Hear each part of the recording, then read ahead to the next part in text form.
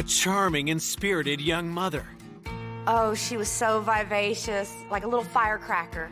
She was sweet and loving, but she just didn't take any crap off anybody. Is found strangled in her bedroom. Whoever did this left her there with no chance to survive. Police face a challenging crime scene. There was no forensic evidence whatsoever. No fingerprints, no eyewitnesses. This case was a definite whodunit case. And a long list of suspects. He had been hanging around her desk, and he had made some comments that really creeped her out. She had had some troubled boyfriends in the past. He didn't want to accept the fact that they were done. Their relationship was over. You would think that whoever did it had a score to settle. Until one big break reveals a culprit. That one key piece of evidence was the aha moment in the case. And it shocks everyone. When they finally discovered who it was just surreal. There's no rhyme, there's no reason behind it. It was absolutely senseless.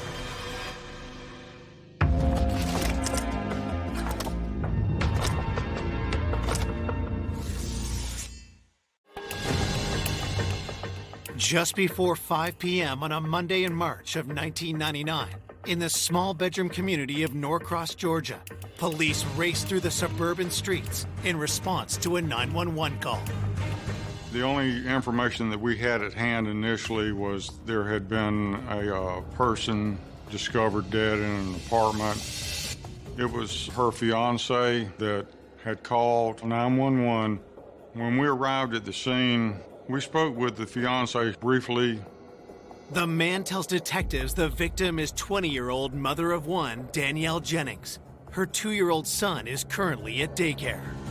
The fiance told us he walked in and found her lying on the bed, and he stated that she was cold and blue. She was deceased by that point. She was face down on the bed, and he rolled her over and then called 911. While Danielle's fiance is taken to provide a statement, investigators take a close look at the crime scene. When you went back into the bedroom, she was on the bed, fully clothed, laying on her back, but you could obviously see signs of strangulation. She had a ligature around her neck. The ligature appeared to be some type of stocking, and it was tied around her neck very, very tight. It had been tied off to leave it that way. It's not like it released, which I thought was pretty unusual. I mean, whoever did this left her there with no chance to survive. The ligature was knotted in the back, which would tell you that the person was on her back, behind her, when she was strangled. Detectives explore the rest of the crime scene, looking for clues. The bed was messed up. One of the dresser drawers was open. The stocking that she was strangled with may have been one of hers out of that drawer. Her purse was dumped out as if somebody had dumped the contents and rummaged through it. It could have been a robbery or a burglary just gone wrong. However, there was other stuff such as cameras, miscellaneous jewelry that could have been taken, but they were not taken. It was possibly a burglary that had been interrupted, but you always have to consider the possibility that it could have been a staged burglary because, frankly, there really wasn't a lot of disruption. Next, investigators try to determine how the killer entered the apartment. There was absolutely no tool marks or anything on the front door, and then there was a sliding patio glass door. It was locked. There was no evidence of tampering with it at all. We went around and we searched the outside, but we didn't turn up anything of any value. Before they return to the station to interview Danielle's fiance, detectives fan out to speak with other tenants in the complex. Most of the people in these complexes work during the day, and so most of them are not home. We left our business cards with a note asking them to please give us a call. As the crime scene investigation continues, news of Danielle's violent murder quickly spreads to her family and friends. When I found out that Danielle died, I said, no, you've got to be kidding me. I said, this cannot be real. And then I dropped the phone and I just started screaming.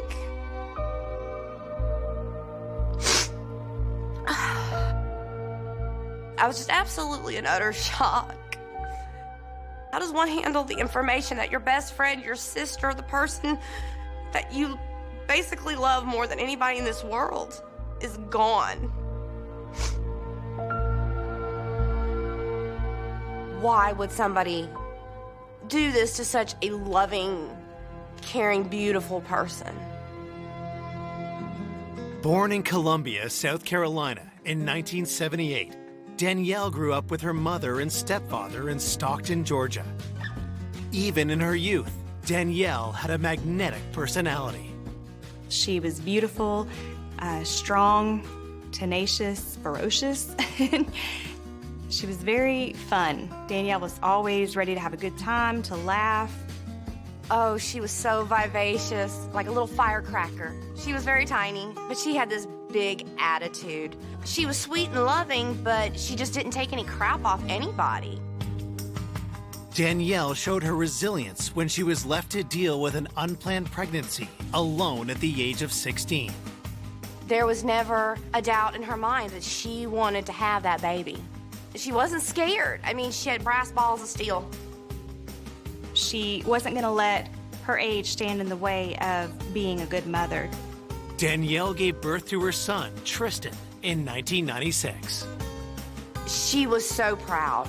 I could see her little attitude in him. The new mother longed for her son to have a father and hoped she had found one when she started dating Luis Payano. We grew up with Luis, so we go way back with him. We met Luis in our early teen years. Danielle was always partial to Luis, and Luis and Danielle were dating, and I was so thrilled. And the way that Luis would look at Danielle, like she would walk into the room and he would just light up. Soon, the couple moved into an apartment together, and Danielle landed an office job at a landscaping company. She was so excited to have like what we titled a big girl job. She was very proud of herself. We were all very proud of her, you know? She was going places. In December of 1998, Luis asked Danielle to marry him. She was so excited, and I'm like, this is gonna be the best marriage ever. When Danielle first got her engagement ring, it was too big. And I said, girl, you gotta get it sized. She's like, I don't wanna take it off. It was beautiful. Danielle had everything going for her. She had a great career opportunity ahead of her. She had a man she was so excited to marry. She had a beautiful son that just meant the world to her. Danielle was really on top of her game.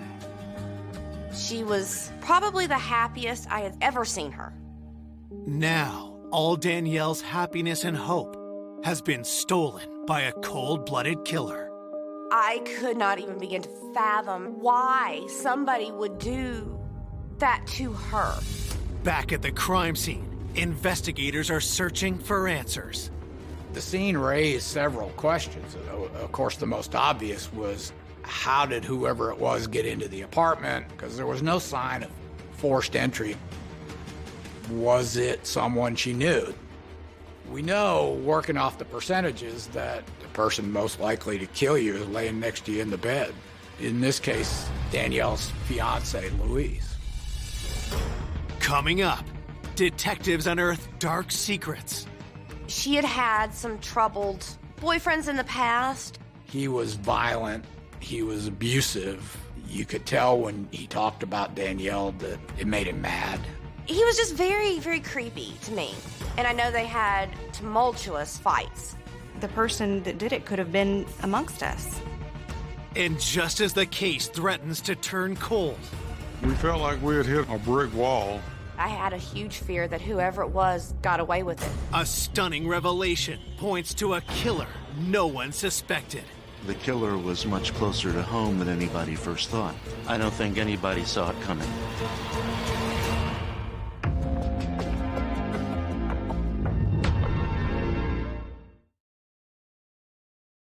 Police investigating the murder of 20-year-old mother Danielle Jennings have their first suspect, her fiancé, 25-year-old Luis Payano.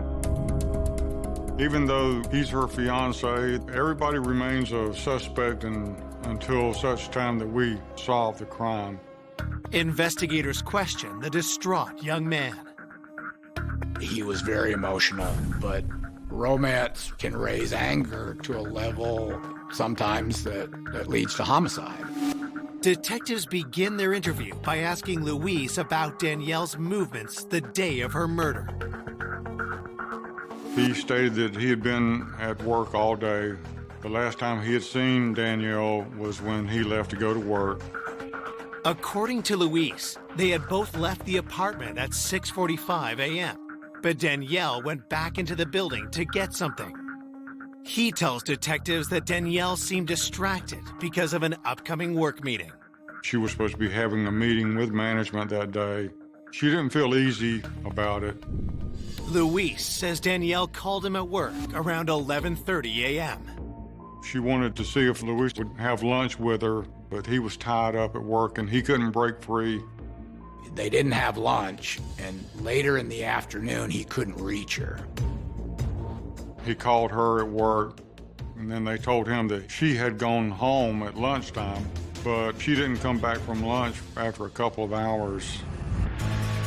Luis tells investigators he called Danielle's cell phone and their apartment. He stated that he was trying to get hold of Danielle and was not getting a response, and then he left work and went home to see if she was there.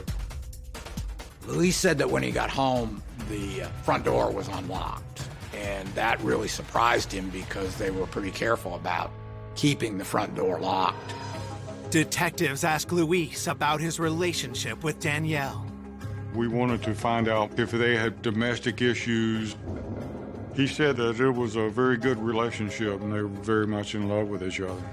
To verify his story, detectives call Luis's work and Danielle's loved ones. Her family and friends stated that they were just a young couple that were very much in love and looking forward to getting married and spending their life together.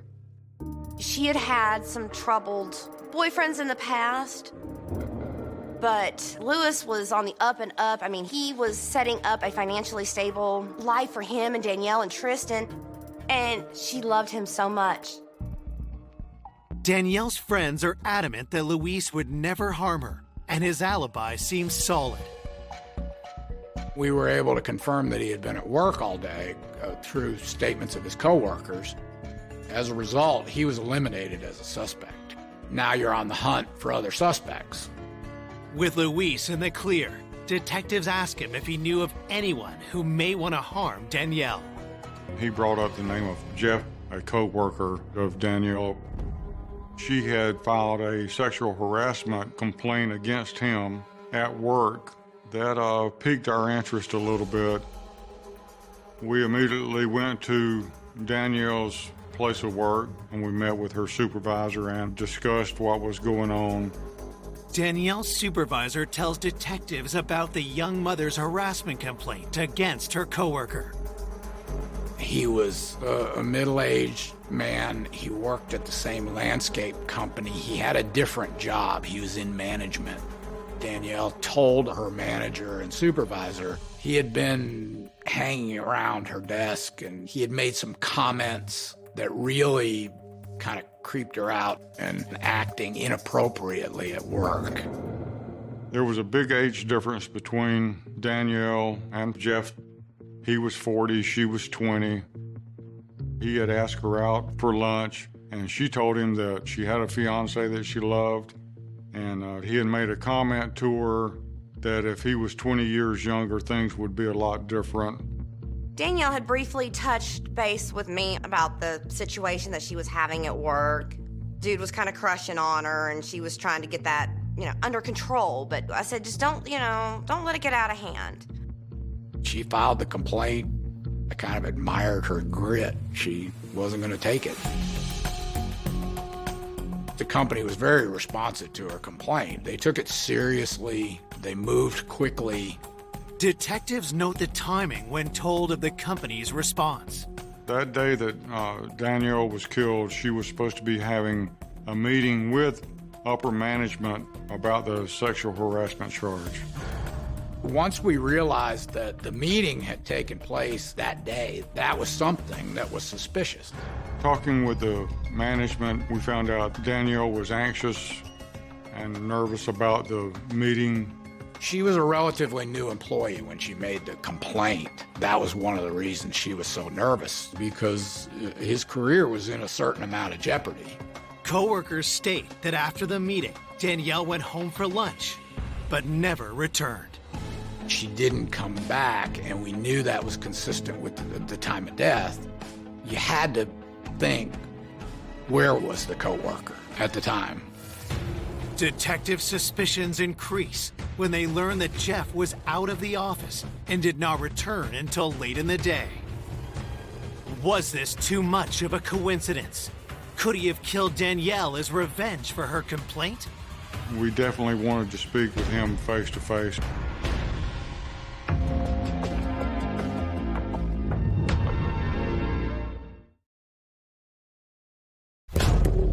Detectives hunting the killer of Danielle Jennings suspect a harassment complaint against her coworker, Jeff, may have led to retaliation and murder. We were now focused on him as a possible suspect. We had to consider the possibility that he followed her home and ambushed her and killed her. Investigators bring the 40-year-old in for an interview and ask about his interaction with 20-year-old Danielle. He admitted to asking her out for lunch, but he said other than that, he had not done anything. He talked about the sexual harassment complaint and pretty typically said, I didn't think it was that big a deal. I didn't know she was that offended. According to police reports, Jeff denies any sexual intentions toward Danielle. He told police that whatever lapse in manners that he had had with Danielle, that he liked her. He seemed to be genuinely dismayed to find out what had happened. Detectives ask if Danielle's complaint gave him a reason to want to harm her.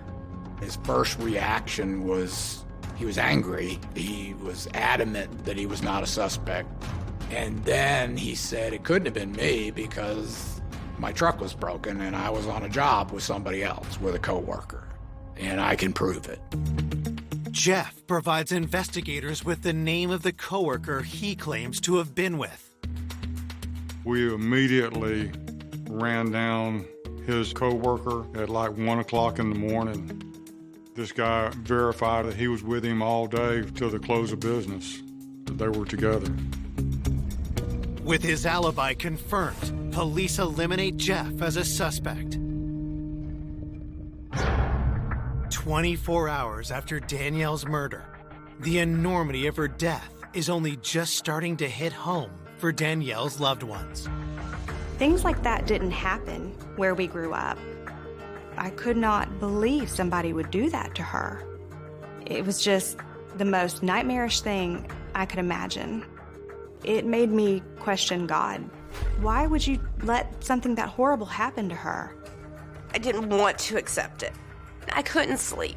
I just kept saying, she's dead, she's dead.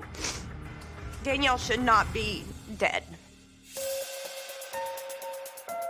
The following day, investigators receive the autopsy report and scour it for anything that might point to Danielle's killer. The manner of death was asphyxiation or strangulation. The medical examiner stated that she probably lost consciousness within about 15 to 20 seconds after the ligature was placed around her neck.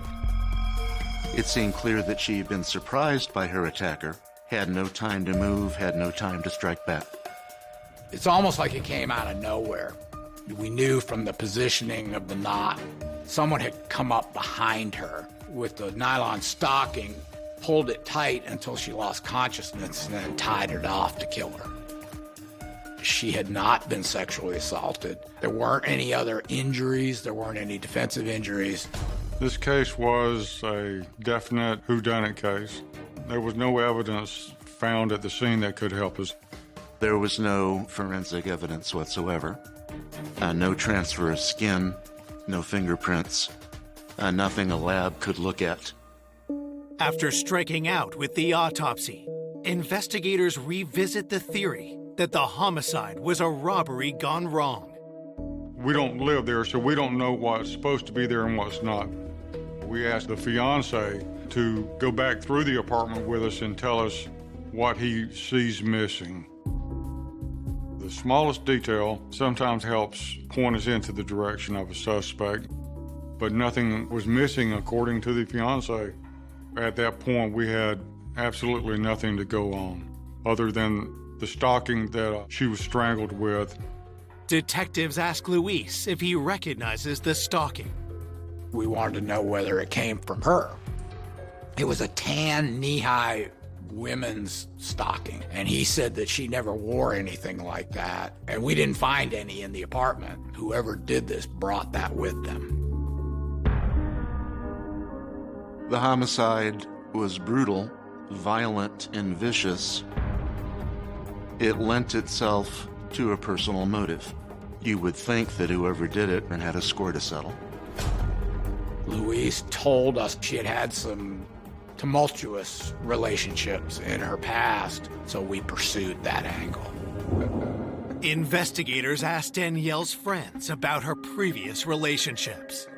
When they first started questioning me, they were asking me a lot of questions about her boyfriends in the past, who I felt might have been able to do it. And then it clicked that, Eddie, he was a tow truck driver, and he was a big guy. And he was just very, very creepy to me. Her best friend told us about her ex-boyfriend. He was violent. He was abusive. She ended up having to get a restraining order on him. With Eddie, no one ever really knew when he was going to pop up again. That was somebody we needed to look at.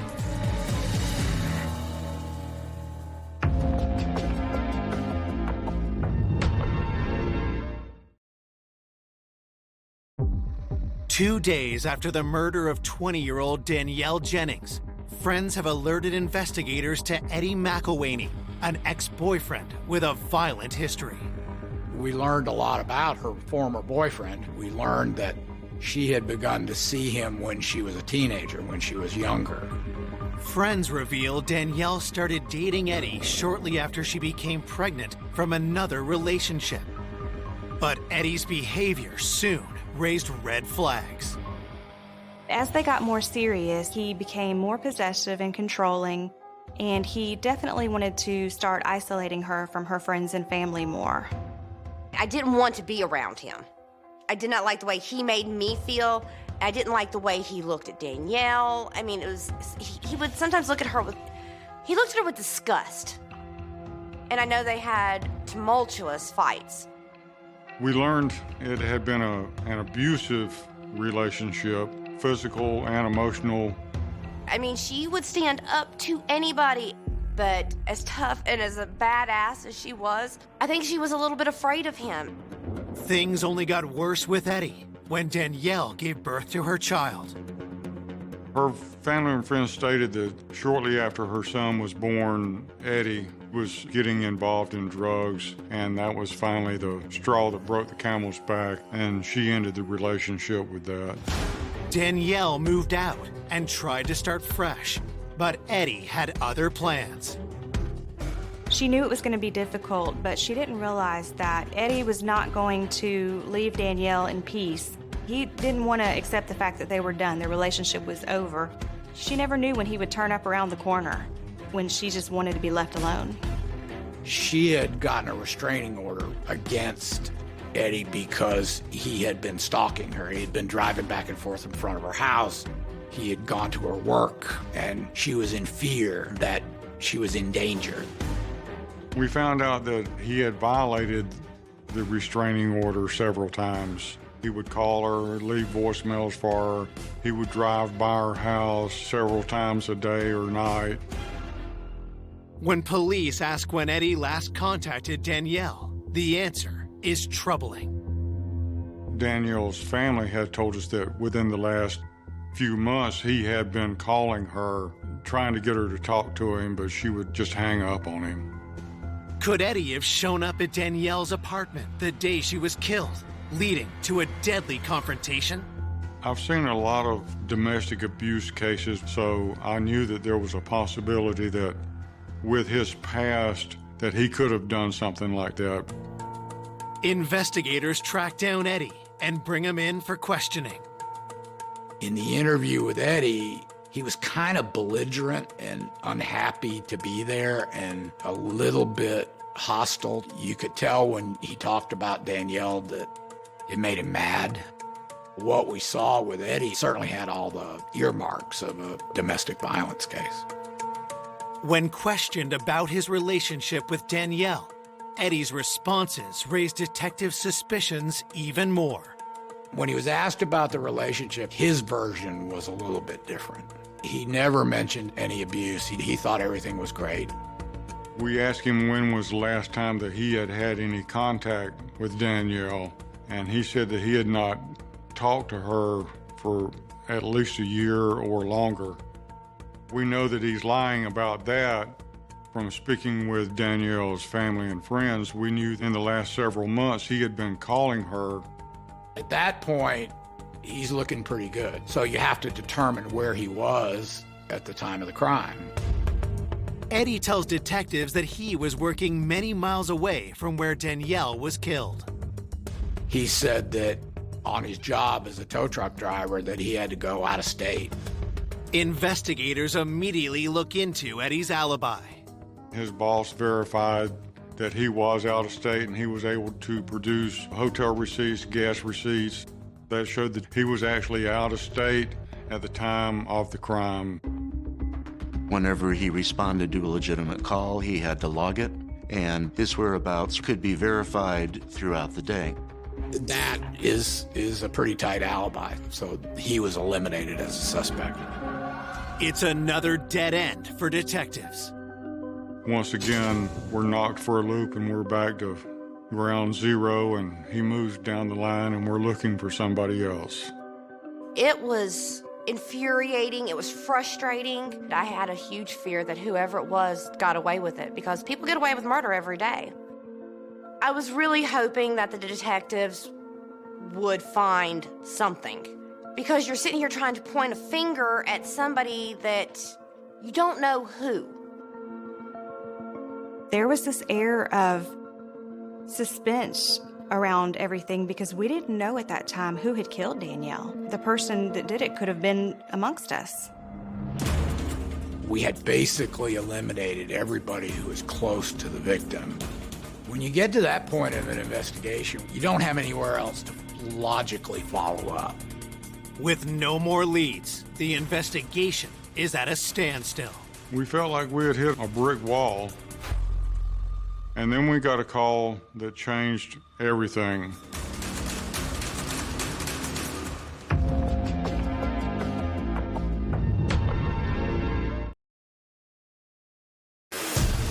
Three days after finding Danielle Jennings strangled in her apartment bedroom, police hunting her killer have just got a stunning new lead.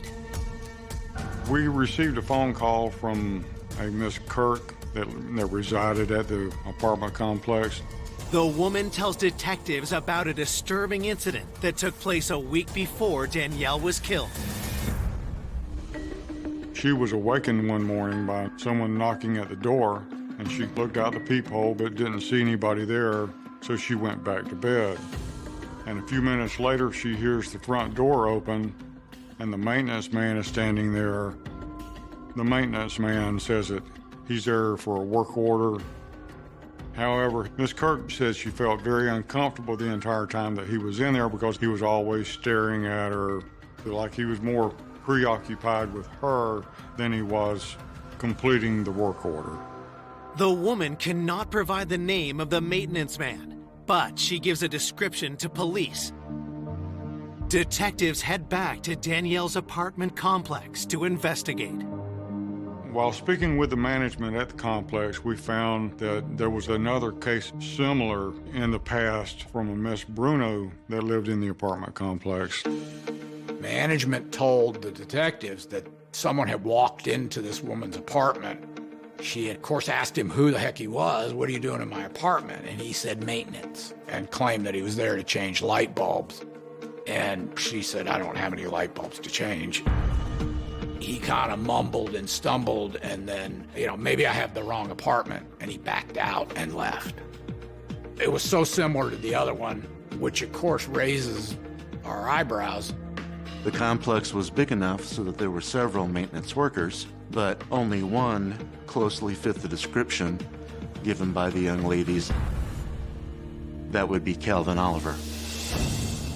We showed a photograph of Mr. Oliver to Miss Bruno and Miss Kurt, and both of them identified him as the person that had walked in on them. Investigators discover a disturbing trend emerged after Calvin had been hired 7 months ago. Come to find out, there had been several burglaries reported where items had been stolen out of apartments that had no forced entry. Could Calvin have been responsible for these thefts? We learned that he had an apartment in the complex. The fact that he lives there makes it so accessible that he could walk around, not be suspicious. We also learned that the custodians had access to the master keys of every apartment. He has complete access. Detectives search for any link between Danielle and Calvin. We found out that he had done a work order in her apartment a couple of weeks prior to the murder. That is somebody that you really want to look at. It went back to our original theory of if this was a burglary, then it had been interrupted. He could have known that Danielle Jennings was gone during the daytime, and he decided that day that he was going to enter that apartment. Investigators haul Calvin Oliver in for an interview, but make the call to slow play their suspicions. When Oliver was brought in for questioning, we didn't want to tip him off to anything about the homicide. So he was interviewed initially about the burglaries. He absolutely denied any of that. He said, I didn't steal anything, I didn't go into apartments. He denied any involvement in any burglaries. The 42-year-old tells detectives that his intrusion on the two women in the complex was a simple misunderstanding.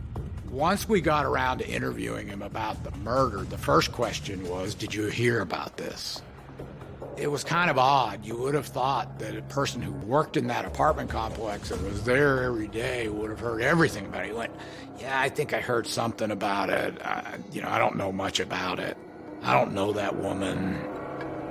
He insisted he knew nothing about, as he described her, that dead girl.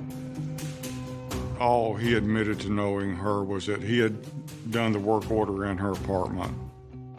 At that point, we had a pattern of conduct going into apartments. We had the admission that he had been in the apartment, but we had nothing that directly linked him to the murder. With nothing concrete on Calvin, detectives end the interview. But before they let him walk free, police run a background check and are shocked by what they find. He had a criminal history of burglary and theft. There was an outstanding warrant on him for failure to appear on a burglary charge in another jurisdiction. That day that Danielle was killed, if he's in there and she walks in on him, that would be a reason for him to cause her harm because he doesn't want to go back to prison. He had an outstanding warrant, so he was held for that, and that bought them enough time while they investigated. Based on the burglaries that had occurred in the complex, we obtained a search warrant for his apartment. We're trying to see if we can find anything that would tie him to Danielle Jennings. We're looking for any type of the stockings or pantyhose or anything that would be similar to the one that we found tied around her neck. Detectives find no matching stocking, but they do discover incriminating evidence. We do find evidence of the other burglaries that have been committed in the complex. And then we also found out that he had possession of a master key for the apartment complex so that he could open any door on any building at any time, and he was not supposed to be in possession of that key. It's only enough evidence to allow investigators to charge Calvin with burglary.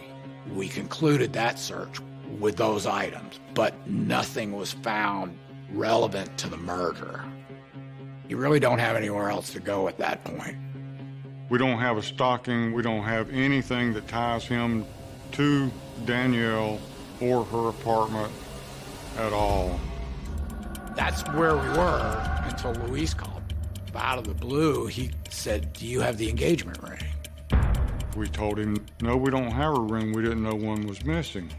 And then he describes the ring, and then the big bright light goes off. When we were doing the search on Oliver's apartment, we noticed a ring on a dresser in his bedroom, but the ring didn't match any of the items stolen, so we really didn't have a reason to seize it at that time. We do another search warrant, go back into the apartment, we seize that ring, we show it to the fiance. He can't positively identify the ring, but he says her best friend will definitely be able to identify it. If we were able to identify that as being Danielle's ring, that would physically tie Oliver to Danielle and her apartment on the day that she was murdered. With the entire investigation on the line, detectives race to the home of Danielle's best friend. Is that ring the engagement ring? This is something we gotta know.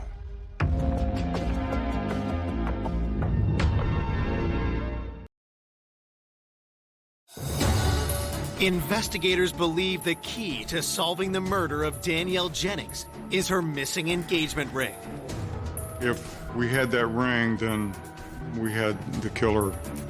Detectives have seized a ring from suspect Calvin Oliver's apartment. But is it Danielle's engagement ring? They hope her best friend can answer that question. The detective and Lewis were there, and I said, "Well, what's going on?" And the detective looked at me and he said, "Leslie," he said, "do you know what Danielle's engagement ring looked like?" And I said, "Yes, sir, I do." The detective said, "Is there any defining characteristics to this ring?" He goes, "And I need you to be specific." And I said, "Yes, sir." I said, "It was bent." She had bent the band so it stayed snug on her finger because she wouldn't take the dang thing to get sized. We needed to find out when was the last time she had seen her wearing the ring. I said, "I saw Danielle the Sunday before she was killed, and she had her ring on Sunday night." And he takes the evidence bag out and he says, "Is this her ring?" And the minute I saw it, I knew it was hers. When we had that ring and had it identified as being hers, we knew that we had the guy. We knew we had the right person. Finding the ring was the aha moment in the case. And that was the piece of evidence that allowed us to charge Calvin Oliver with murder. 9 days after her death, Calvin Oliver is arrested for the murder of Danielle Jennings. The primary charge was malice murder, and that means that you intentionally and unlawfully kill another human being. Detectives once again interview Calvin, this time taking a different approach. Once you have a suspect under arrest for the charge that you're interviewing him about, then the interview becomes very direct. He was given a chance again to tell the story where he denied any involvement in the murder, and then he was confronted with the evidence that we had. We told him about the ring, and that's when he said, "Well, I stole that ring 2 weeks ago when I did the work order in her apartment." But see, we knew that was a lie because we had people that had seen her wearing the ring, so we knew that he was lying about that. Calvin refuses to answer any more questions. We told him that he was being charged with malice murder because you took the pantyhose with you into the apartment because you had intent to harm someone, and he said there was no intent there, which was a good comment to have in a statement. It's like he admitted to killing her without knowing that he had admitted to it. We were convinced 100% that we had our guy. This is the guy that was responsible for the death of Danielle Jennings, and that we were going to send him to prison for the rest of his life. News of an arrest in Danielle's murder brings relief to her loved ones and surprise. When they finally discovered who it was, the maintenance man in her apartment building, it was just surreal. I don't think anybody saw it coming. The killer was much closer to home than anybody first thought. When I saw his picture, I threw up, knowing that that was the man that strangled my best friend for no reason. At trial, prosecutors present how they believe the crime unfolded. The day Danielle was killed, Mr. Oliver had already let himself in, hoping for financial gain. After the HR meeting about her coworker, Danielle went home for lunch by herself. Once she opened the door and stepped in, he knew she was there, and he knew she could not exit again. He was not going to get caught. He ambushed her from behind with the stocking. He came over her head. He pulled it tight, pushed her down onto the bed until she lost consciousness, and then he tied the ligature off, and there was no way for her to escape. There was no heat of the moment. There was no emotion. He killed Danielle because it made his life easier. The jury hears about the prosecution's most damning evidence, Danielle's stolen engagement ring. I had to be the one to testify about the ring because I identified the ring. I actually had to look at that man. I had to sit there and look at him. Calvin Oliver sat there just staring daggers into me, is what he did, and tried everything he could to make me feel uncomfortable. And I took a big, deep breath, and I stared right back at him. There was no explanation for the presence of this ring in Calvin Oliver's apartment, other than he took it off Danielle Jennings' dead finger. On October 13th, 2000, after a 5-day trial, the jury delivers their verdict. He was found guilty on all charges. The judge sentences Calvin Oliver to life in prison. When the verdict came through, we were all holding hands. We just knew justice had been served as far as it could be. I mean, we were glad, but it still wasn't going to bring her back. Her mom was never the same again. It destroyed her. That horrible man took away an angel that was put here. She was a huge light to me, to her fiance, to her son. She was everything to a lot of people. To this day, I still dream of her. There's not a day that goes by that I don't miss her.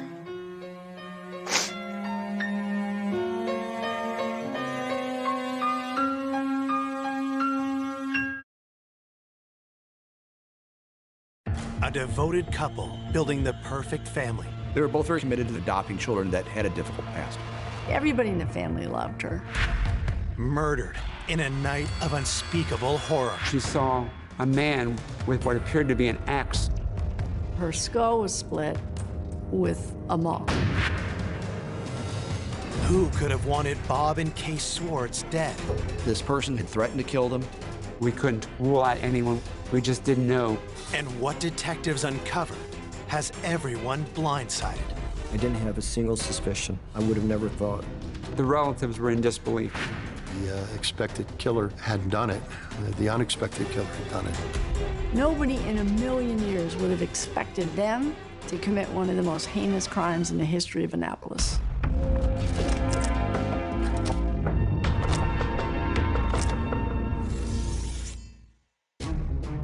On a cold winter morning in 1984, police in Cape St. Clair, Maryland, receive an eerie call. Okay, what is the problem, sir? My parents are dead. You think your parents are dead? Yeah. First responders race to the scene and make a horrific discovery. When I arrived, there were uniformed officers that were protecting the crime scene who told me we had a 17-year-old and a 9-year-old who just learned that their parents, Bob and Kay Schwartz, were killed. The children are visibly shaken and in shock, but agree to answer a few questions. My partner and I met with a young man by the name of Larry Schwartz and his sister Annie. Both of them were very calm. This young man, he said that he had gotten up that morning and that Annie, who was 9, told them that she didn't know where their parents were. He then looked out the dining room window and saw his mother's body in the backyard. He told me he immediately shielded Annie's eyes so Annie wouldn't see her body and called the police. Detective Barr leaves the kids in the care of the attending officers and moves to the backyard. It's his first grim look at the scene of the crime. Kay Schwartz was found outside. She was a few feet from the sliding glass door in the snow. She only had one sock on her right foot. Her left foot was bare. The blood in the snow was horrific. It was just horrific. The blood had created a slush in the snow. Kay Schwartz had puncture wounds around her neck, and she had a massive wound to the top of her skull. Detective Barr then heads inside. I looked in the basement area, and I found a black vinyl chair that had pooled blood beside it. It appeared as though she had been attacked sitting in that chair, and she bled heavily onto the floor. And there was blood from that chair leading out back. Just when it seems the crime scene can't get any more grisly, detectives discover another ravaged body. We found a small office adjacent to the landing of the stairs. The door was closed. We opened the door, looked inside, and found Bob Schwartz's body. There was an inordinate number of stab wounds to Bob Schwartz. There were defensive wounds in the body. We theorized at that point it was very possible that Kay was attacked first, and then Bob heard the noise and started to come out of the room, giving Kay the opportunity to flee out the back door as the killer or killers went after Bob. As detectives make their way through the rest of the house, they see no signs of forced entry. Did Bob and Kay know their attacker? Or did an intruder sneak in through an unlocked door? As I viewed this crime scene, the enormity was off the chart. There was blood found everywhere. It was extraordinarily gruesome. Investigators collect blood evidence, but there's no sign of a knife or any kind of murder weapon. Then, toward the back of the house, they spot a critical clue. We found a bloody palm print on the sliding glass door near Kay's body. We wanted to figure out who it actually belonged to. Bob obviously never left the computer room. He died where he was attacked. And Kay's body was outside, and neither one of her hands had blood on the palms. That palm print probably belonged to the killer. While concerned neighbors whisk Larry and Annie away, detectives get a chance to talk to some of Bob and Kay's grieving friends who have gathered at the house. When I found out that Bob and Kay had been murdered, I said, "What? You're numb. You don't know what happened." And I just couldn't believe that Bob and Kay were gone.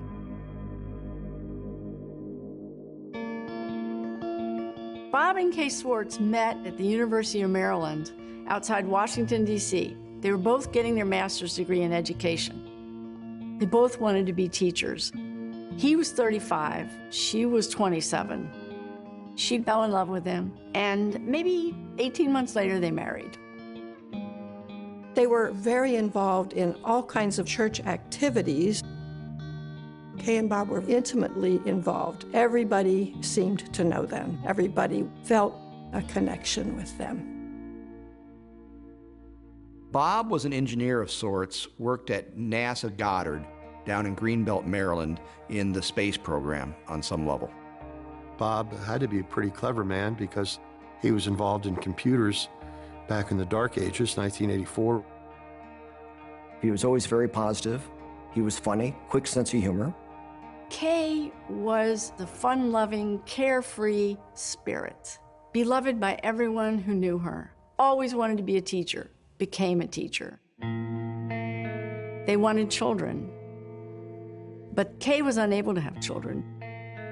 Far from breaking their spirit, Bob and Kay's disappointment only seemed to strengthen their bond and gave them a loving sense of purpose. They decided they wanted to open their house and their hearts. In 1973, Bob and Kay embarked on their dream. That became part of their mission in life, in adopting children that had a difficult past, to provide some substance and some guidance. Larry Swartz was 6 years old when the Swartzes adopted him. 6 years later, they adopted a 4-year-old girl, Anne. Annie was born in Korea, did not speak much English when she first arrived. Annie and Larry were happy to be part of that family. Kay and Bob wanted to be the best parents ever to those children. Now, Larry and Annie were orphans again, and detectives need to find out who committed such a heinous crime and why. Police begin by talking to neighbors, hoping to find a witness who might lead them to the killer. We were alerted by a person approximately a block away on a parallel street that he had found what appeared to be a blood trail leading into the woods at the end of that street. And as we followed that trail, we found what appeared to be a barefoot footprint and a socked footprint. Were these Kay's footprints? If so, how did they end up in the woods when her body was found in the backyard? We also found a pair of footprints made by shoes. Footprints suggesting a chase through the neighborhood. The trail of footprints ran for quite a distance through the woods and the neighborhood.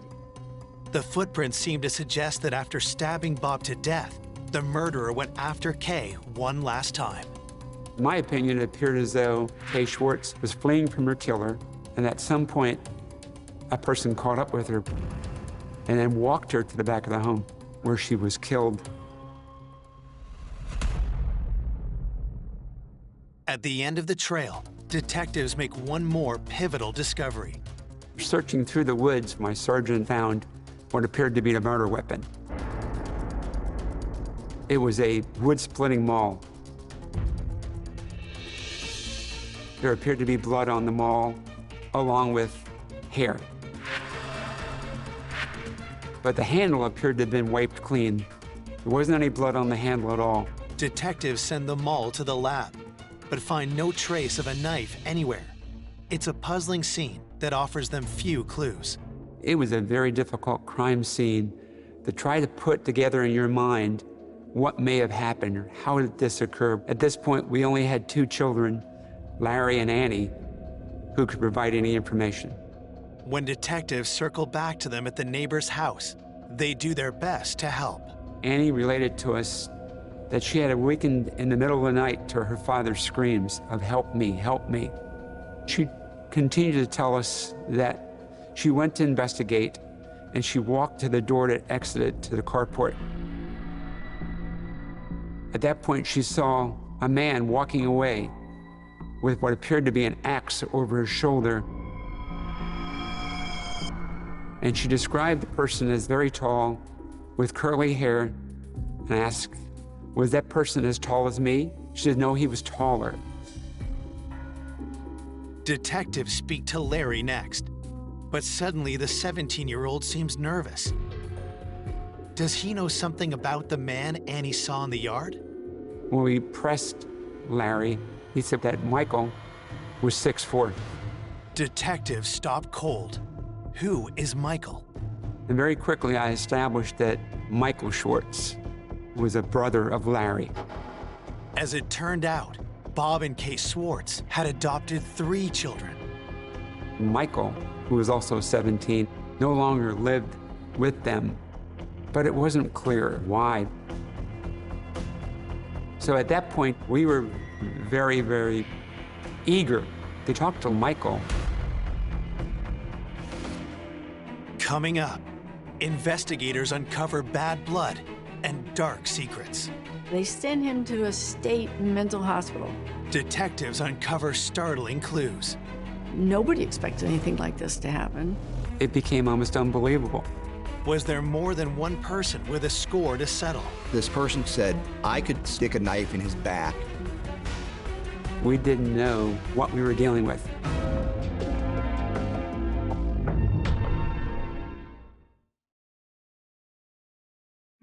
When they appear to have no suspects in the homicides of Bob and Kay Swartz, police learn the couple's adopted children have an estranged brother. Both Annie and Larry related to us that Michael no longer lived with them, but had been getting into a lot of trouble.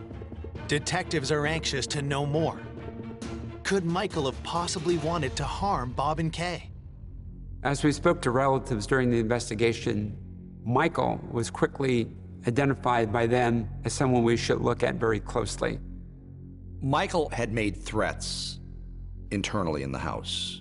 Detectives interview the Swartz's friends and family to get more insight into Michael's history. Larry was the Swartz's first adopted child. But long before Annie, Bob and Kay provided Larry with a brother. Michael was 8 years old when the Swartzes adopted him. The boys were only 6 months apart in age. The Swartz's second adopted child had arrived at their home, a troubled boy. As they interviewed everybody, detectives found that Michael's mother abandoned him when he was an infant, and Michael was relinquished to the custody of the state and became a foster child.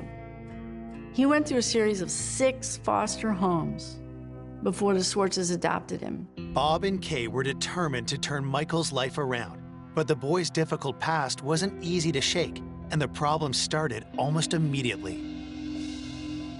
Michael was so antisocial in his approach to life.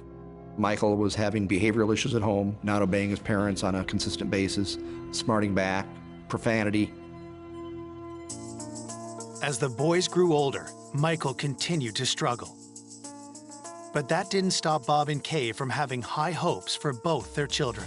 I think Bob and Kay expected Larry and Michael to apply themselves very diligently to their studies and to do well. I think that Larry had a desire to please people. He had kind of a soft-spoken shyness to him. He seemed to want to engage with people. But I think Michael was a challenge from the get-go. I think Michael, he had some deviancies that probably would have precluded anybody from having any type of relationship with him on any level. 2 years after Michael was adopted, Bob and Kay found a new ray of hope when they adopted Annie. Annie was cute as a button when she arrived. Everybody loved her. Bob adored Anne. Annie became the apple of her father's eye, and suddenly Annie, the baby, became the favorite child. Everybody in the family loved her. The more attention Bob gave Annie, the harder he was on his 2 boys. Larry seemed to be able to turn the other cheek, but not Michael. Michael had been getting into trouble more increasingly over the last year or so. Michael began to have problems of a fairly serious nature. Tension between he and his father, tension between he and the other family members. By 1980, Michael's rebellious nature pushed his parents to their breaking point. One night, Michael asked to go out, and they said no. So he sneaked out. Went out with his buddies. When he came back home at about midnight, he pounds on the door. His mother comes to the door, looks at him and says, "No, we're not letting you in."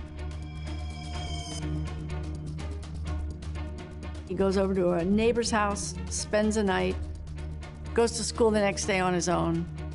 And while he's there, his parents had called. Social services said, "We can't handle him anymore."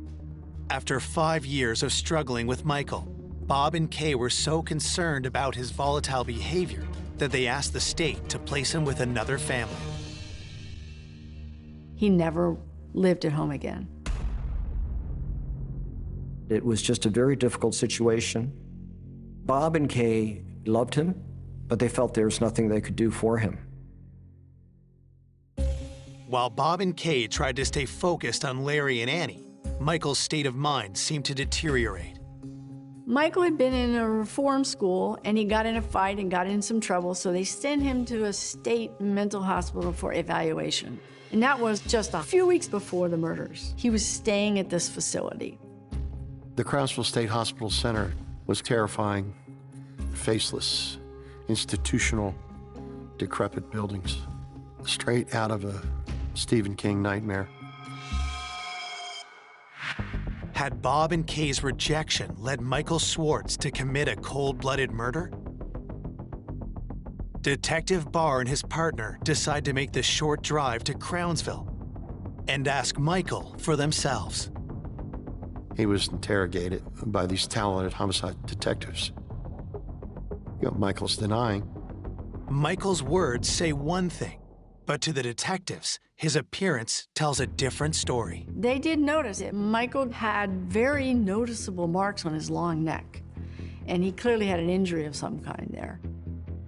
But he said they were hickeys.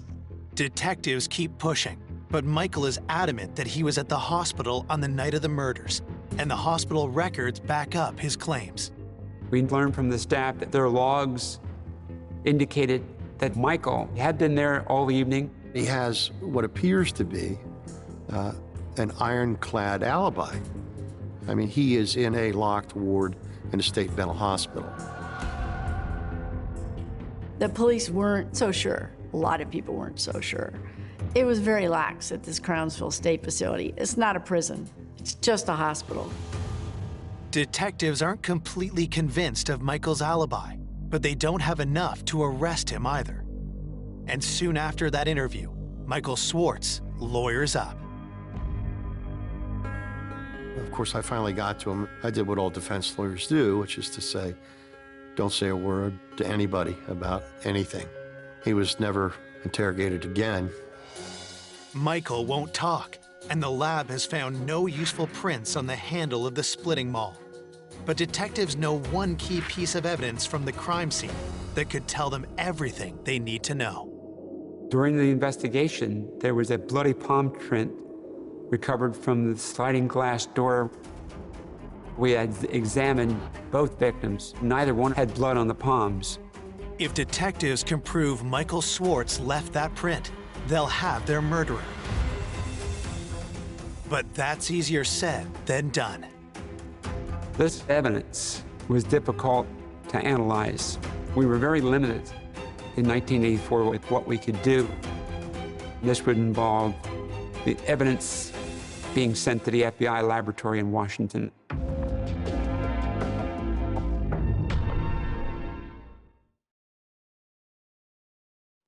Detectives investigating the savage double murder of Bob and Kay Schwartz are hoping one of their most promising pieces of evidence will help them catch the killer. A bloody palm print was lifted and sent to the FBI laboratory for analysis.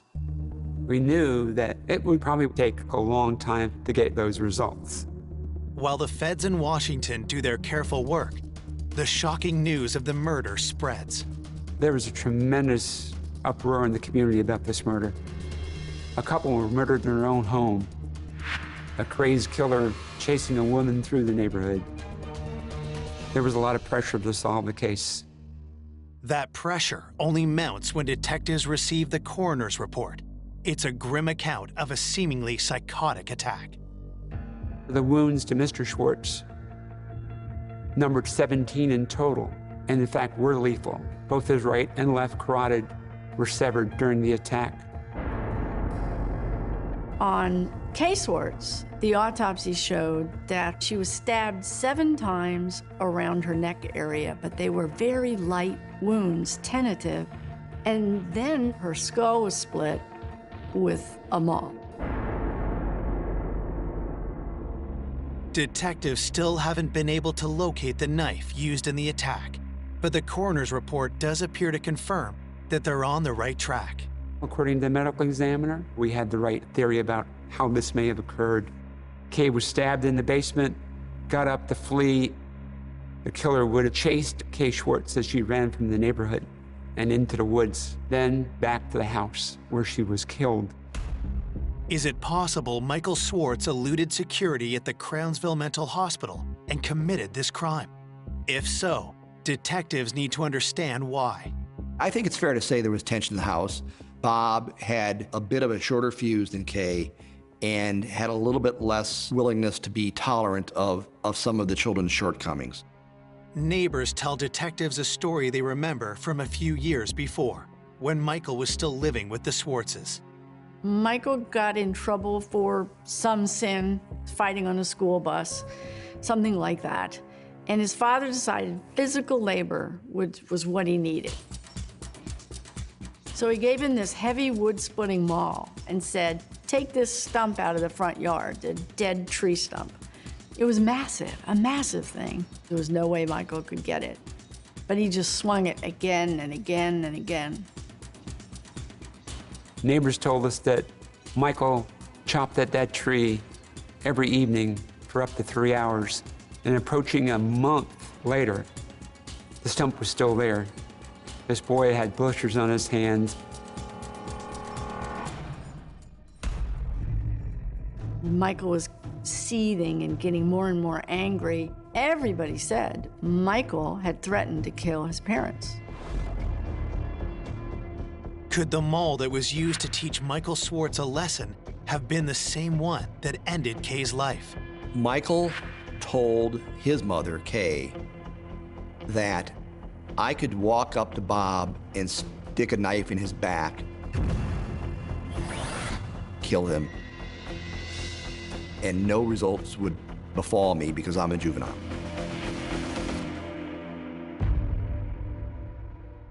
The logical assumption on all of our parts was Michael had made good on his threat. He had said he would do it, and now he's done it.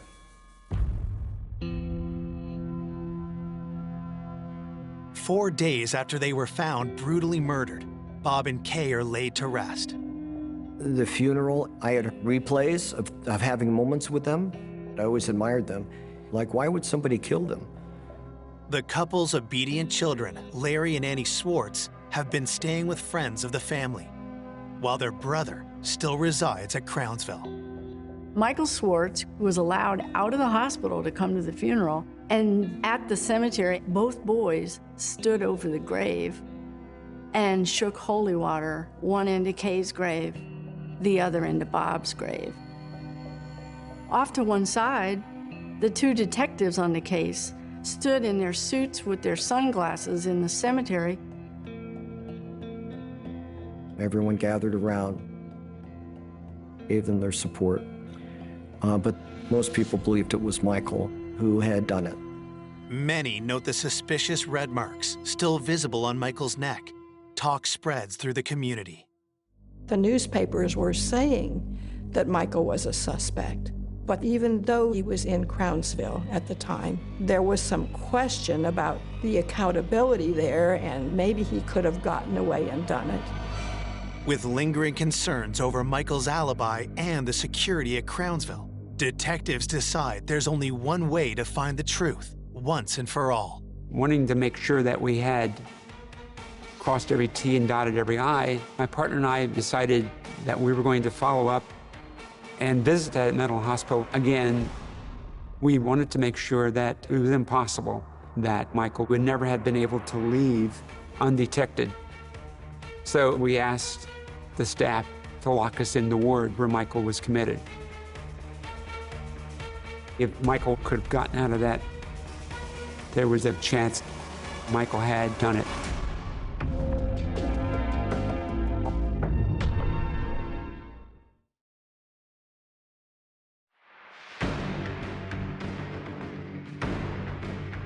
Detectives are about to put Michael Schwartz's alibi to the test by locking themselves in the room where he stayed at the Crownsville Mental Hospital. If he had killed his parents, Michael would have had to leave undetected return and get back in without someone discovering that. And we went through every door and every window, and there was no possible way we could have gotten out of that without help. So it was very convincing to us that Michael was not at the scene of the murder. Michael's been eliminated as a suspect. It's good news for Michael, but a setback for detectives. The young man was their strongest lead. Undaunted, investigators reach out to the public, hoping to cast a much wider net. As we conducted our investigation, we methodically went through a list of possible persons that may have intended harm to the Schwartzes. We started a hotline for people to call in tips, and we got phone calls from various neighbors and acquaintances. One of the many calls that come in immediately piques the detectives' interest. Persons we interviewed told us that Bob steadfastly picketed an abortion clinic in Annapolis for 4 years, never missed a Saturday. And he would approach women entering the abortion clinic and attempt to change their mind about what they were going to do. He would intensely try to dissuade women from coming into the clinic. He would get up in their faces. Detectives confirm that a few of those women filed police reports against Bob, so they begin interviewing every complainant and witness connected with those reports. The police were called on several occasions by the clinic. Bob was never arrested, but he caused the abortion clinic a lot of grief. Could the killer be someone Bob confronted, or someone with a grudge against Kay? Kay was a school teacher at Broad Neck High School. In her classroom, she was known for laissez-faire, not a strict disciplinarian. According to witnesses, Kay was well-liked in school. She was an easygoing teacher. Detectives pursue every credible tip that comes in. Our investigation revealed that there was no evidence that anyone would have a vendetta against her. In fact, there was no motive that we could establish where anyone would have been that angry or vengeful to want to kill either of them.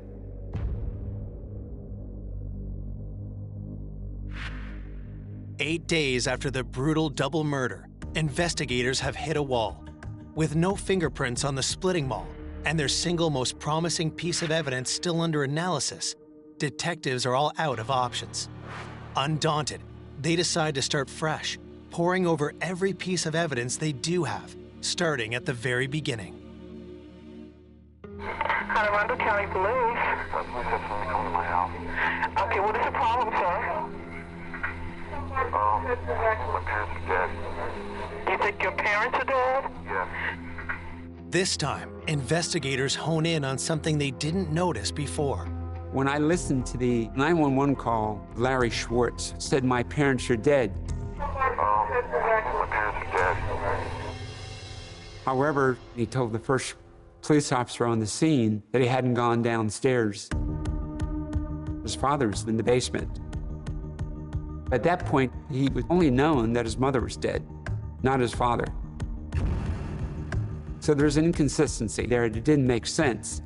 The discovery leads Detective Barr to take a harder look at Larry's version of events, and he finds several contradictions. For example, Larry telling us that he saw his mother's body from the window. Yet I looked out the dining room window and couldn't see her body. I thought perhaps he was confused and meant to say the kitchen window, which turned out to be even worse. I climbed on the kitchen counter and looked out the window and still couldn't see her body. Detective Barr had chalked it up to the extreme shock the boy had suffered that morning. Larry's demeanor wasn't unusual at the time. Various people react differently under stress. He could have very well been in shock, repressing his feelings. I didn't know. Barr wants to give Larry a chance to clear up his story, but that isn't going to happen. Larry had gotten an attorney. The attorney had advised him not to talk to us. At last, word comes in from the FBI. Test results on their key piece of evidence from the crime scene. The bloody palm print on the sliding glass door. The one detectives believed was made by the killer. It came back. Finally, we could find out who it could possibly belong to, what we were dealing with. Coming up, it's a twist that no one saw coming. A chill just went up my spine. It just didn't seem right.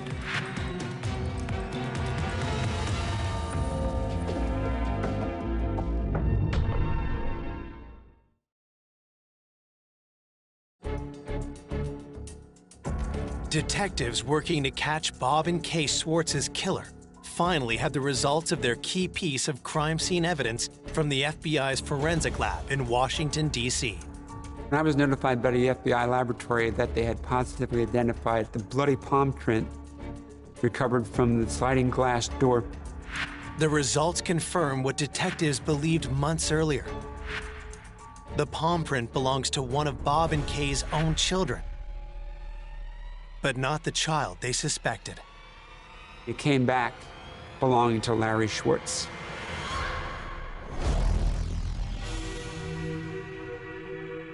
At that point, the state's attorney for Anne Arundel County authorized an arrest warrant be obtained for Larry Schwartz.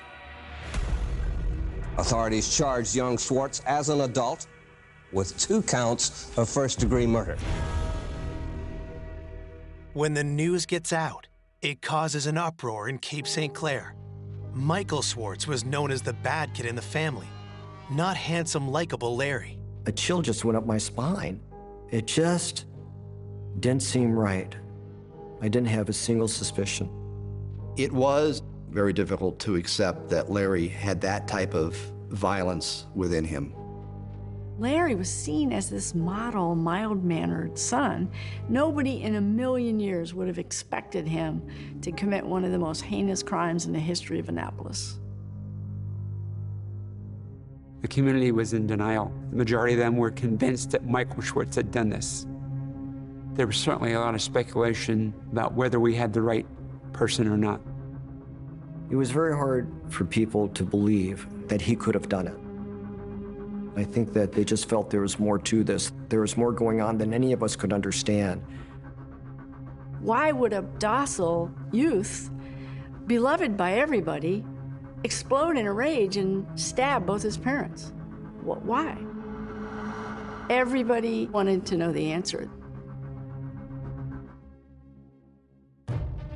Authorities want answers too. But Larry, at the direction of the defense team hired by concerned family friends, is not talking and has neither admitted nor denied guilt. So for the next 15 months, while Larry waits it out in jail, detectives spend every waking moment trying to build an airtight case. We lacked a confession. The state's attorney for Anne Arundel County had me reassigned to his office to work exclusively on this case. We had to make sure that we had every piece of evidence we could get to close this case. Without Larry's confession, detectives need to find out what led this soft-spoken boy to such violent extremes. I continued to interview people, collect statements. Investigators soon realized that Michael wasn't the only son who had a hard time at home. I believe that Larry was under tremendous pressure. He was repeatedly chastised for the poor grades. He was restricted from leaving the yard. I think it was more of a protection thing. You're trying to keep him away from the wrong crowd, and I think Larry could have been pulled in many ways, and I think they were afraid of that. I believe personally that he was angry. He was frustrated. It was cumulative, that he was holding rage inside him, and whatever may have happened that night set him off. But some speculated that there was another reason why Larry turned on his parents. Michael kept contact with Larry. He changed Larry's view of the family, and in a negative way. He was telling him that they just got rid of me, they want nothing to do with me, you know. Larry, he didn't want to be left like that. He didn't want to go into foster home again. Larry was extremely worried that what happened to Michael would happen to him. Then it changed, where he was afraid he was going to be put out. Despite what may have led to this violent act, 17-year-old Larry Swartz is about to be tried for first-degree murder. 15 months after the crimes, the prosecutor had witnesses ready to lined up, psychiatric witnesses who said Larry was sane, and he knew what he was doing, and he actually planned it. And they had a case to present that showed premeditated, cold-blooded murder. Larry Swartz looked unconcerned as he arrived this morning from the county jail where he had spent the last 15 months. More than 60 witnesses have been subpoenaed to testify at Larry Swartz's trial, which is expected to last 2 weeks. I was at the courthouse expecting a trial. There was no trial. Nobody expected anything like this to happen. It was shocking.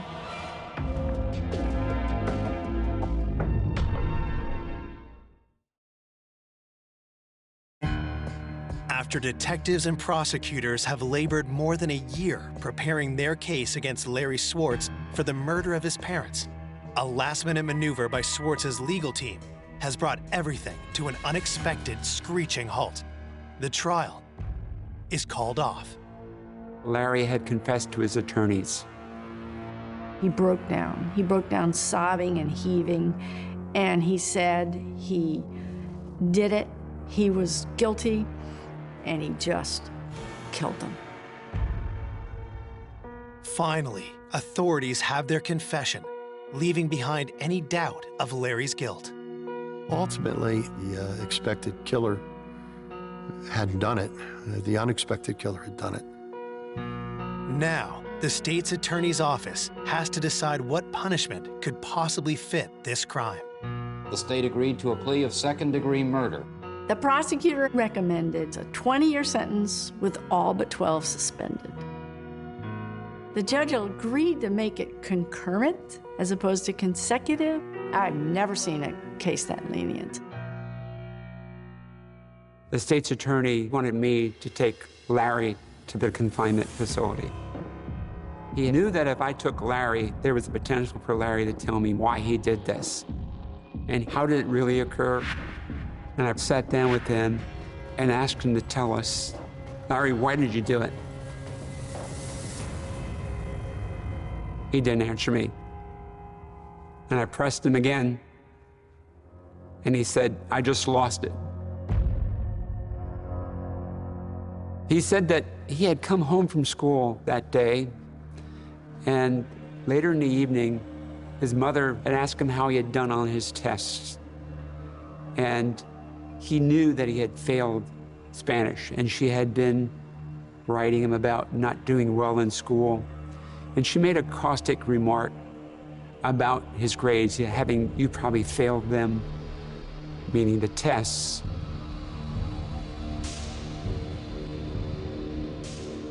So he took a knife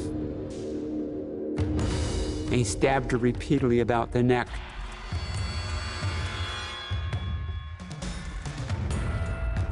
And then Bob was alerted to the activity, the noise, and he attacked Bob.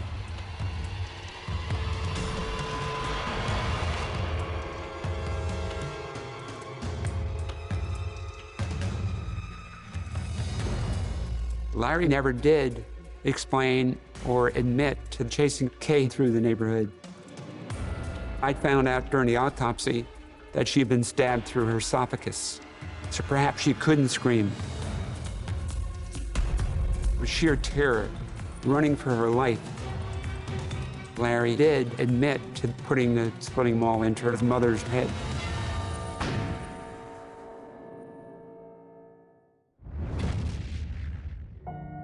After committing such a violent act, Larry knew there was only one way to cast off suspicion. County Police. We came to the realization that throughout the interview with Larry, he was trying to steer our investigation. He force-fed us information about Michael. The whole time that his brother Michael was a suspect in the killings, Larry played the victim card. When we were here for the funeral, Larry wanted to hang out with us, essentially, which we were perfectly prepared to do, not believing for a minute that he was involved. We viewed him as a victim, a kid who didn't have any parents at this point in time. It's, to this day, hard to fathom. Though Larry's adoptive brother, Michael, had been exonerated, he nonetheless met with a tragic end. When it turned out that he didn't commit the murders, he had nowhere to go. His parents are dead. His brother's in prison. His sister's been adopted by another family, and he has no one in the world. He starts doing drugs, and while he's taking drugs, he and his buddies go rob a man, and in the course of robbing the man, they stabbed him to death. Michael is sentenced to prison for life. None of the leniency his brother got. Life. He's now in his 50s, still in prison in the state of Maryland, 35 years later. This just had to be one of the worst lose-lose destructive situations that society can see happen.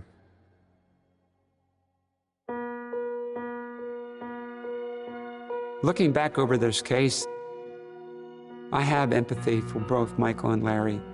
I know that they struggled, yet the parents still tried to do the right thing. Kay and Bob had adopted children who had been through a lot of bad times. And so I think they were trying to heal the wounds that they came to the family with.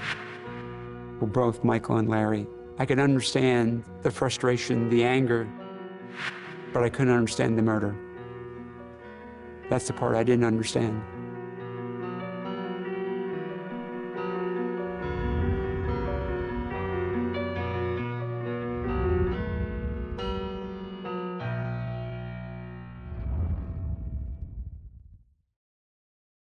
For more information on an unexpected killer, go to oxygen.com.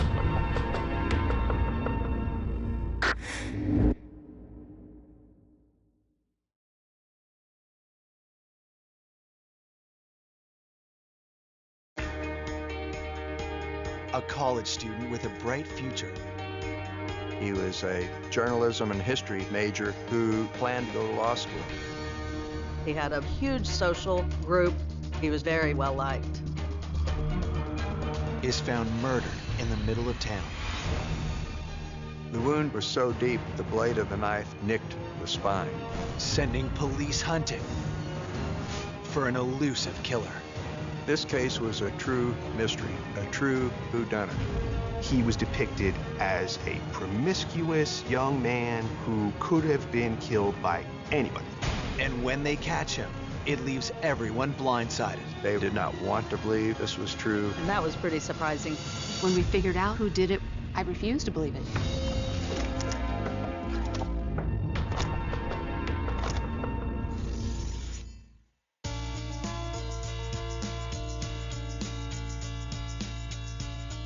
Columbia, Missouri is best known as the home of the University of Missouri. I think many people would consider us a college town. This is a city, small city with 30,000 students, coming in. For the Columbia Police Department, a neighborhood of rowdy kids is usually as bad as it gets. Mainly a lot of college-related crimes, such as the parties and alcohol offenses. Homicides in general were unheard of. That all changes one afternoon in June 2004.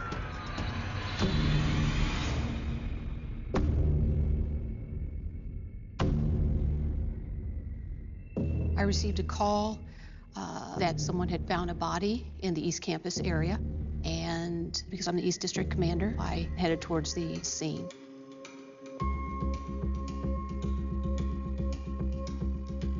Schwartz arrives to find a team of officers already securing the area. The body was in between two apartments. lying face up. And he only had boxer shorts on. His throat had been slit, most probably with a knife. It was a very large and gaping wound. It was very deep.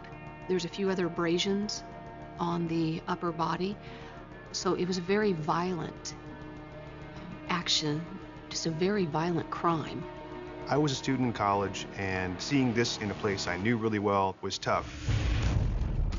The forensics team processes the scene while police search the area carefully, but they can't locate a murder weapon or ID on the body.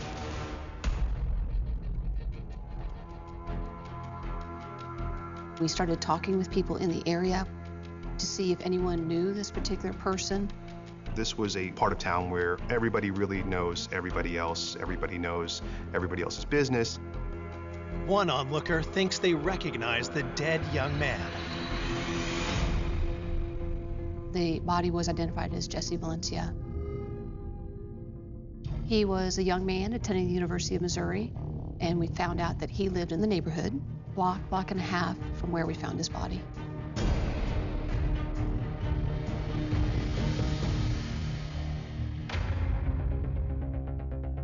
The 23-year-old lived alone in an apartment just off campus. Police need to know if that's where the crime got its start. We opened it up and started to look for any initial type evidence, trying to figure out who could have done this and for what reason.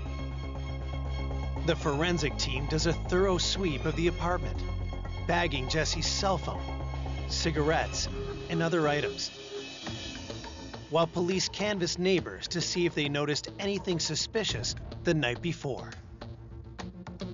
His neighbor admitted coming home drunk about 3 in the morning and going to bed. He was awakened by yelling that was going on next door. This neighbor actually pounded on the door and then went back to sleep. The neighbor recalls that the shouting was late, almost 4 o'clock in the morning. Police are curious who was in the apartment with Jesse and what could they have been arguing about.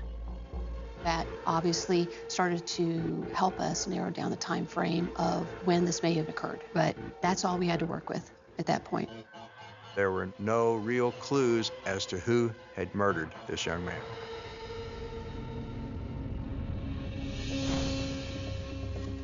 A few hours into the investigation, another young man arrives at the scene in a flood of tears. This guy named Jack Berry told investigators he was Jesse's former boyfriend who just lived a few blocks away. A friend had called Jack Berry saying that Jesse was dead. If he had a relationship with Jesse Valencia, he was definitely a person the detectives wanted to talk to. Jack agrees to come down to the station for routine questioning. But first, he helps detectives track down Jesse's family in Kentucky. They called me on the phone, and a detective told me that Jesse had been killed, and I pretty much just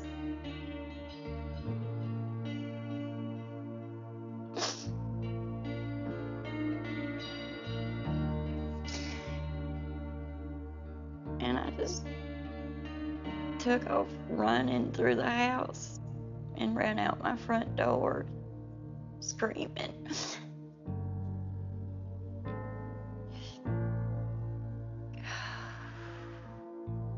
Just too much. Even when he was a little boy, Jesse never had trouble making friends. Everybody wanted to be around him because he was constantly smiling, laughing, and Jesse told me he was gay when he was 10 years old. He started crying, he got pretty emotional, and he said that he was afraid that I was gonna hate him. And I told him that there was nothing in the world that could make me hate him. After that, He seemed pretty comfortable with himself. As a teen, Jesse's confidence bloomed. Jesse loved to talk. He loved meeting new people, making new friends. When he was in high school, he wanted to try modeling. He did really well at it, and I always thought that he wouldn't go back to school, but a year from the date that he told us that he wanted to be a model, he said he wanted to be a lawyer. That's what he decided to do, and that's why he went to Missouri. Linda said he was a journalism and history major who planned to go to law school. Jesse Valencia was one of those larger-than-life characters. He had such a big personality. He had a lot of friends. He had a huge social group.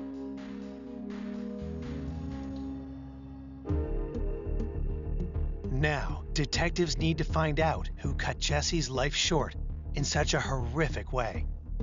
They start by asking Jack Barry about his relationship with Jesse.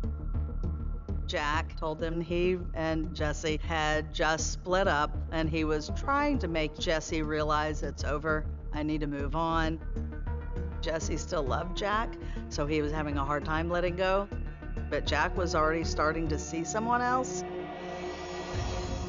Was it a fight with a spurned lover that the neighbor had heard in the middle of the night? It was possible Jack had some type of confrontation with Jesse that led to his death. And when investigators asked Jack for an alibi, it turns out that he doesn't seem to have one. His alibi was, I was home sleeping alone. At that point, Jack Barry had become the primary suspect.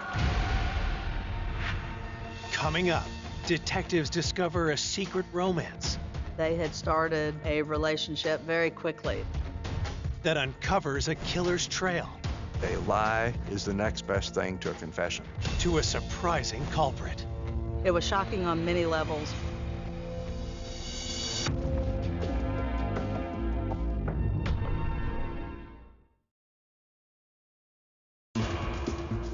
Detectives in Columbia, Missouri are questioning a man who had recently split up with murdered college student Jesse Valencia.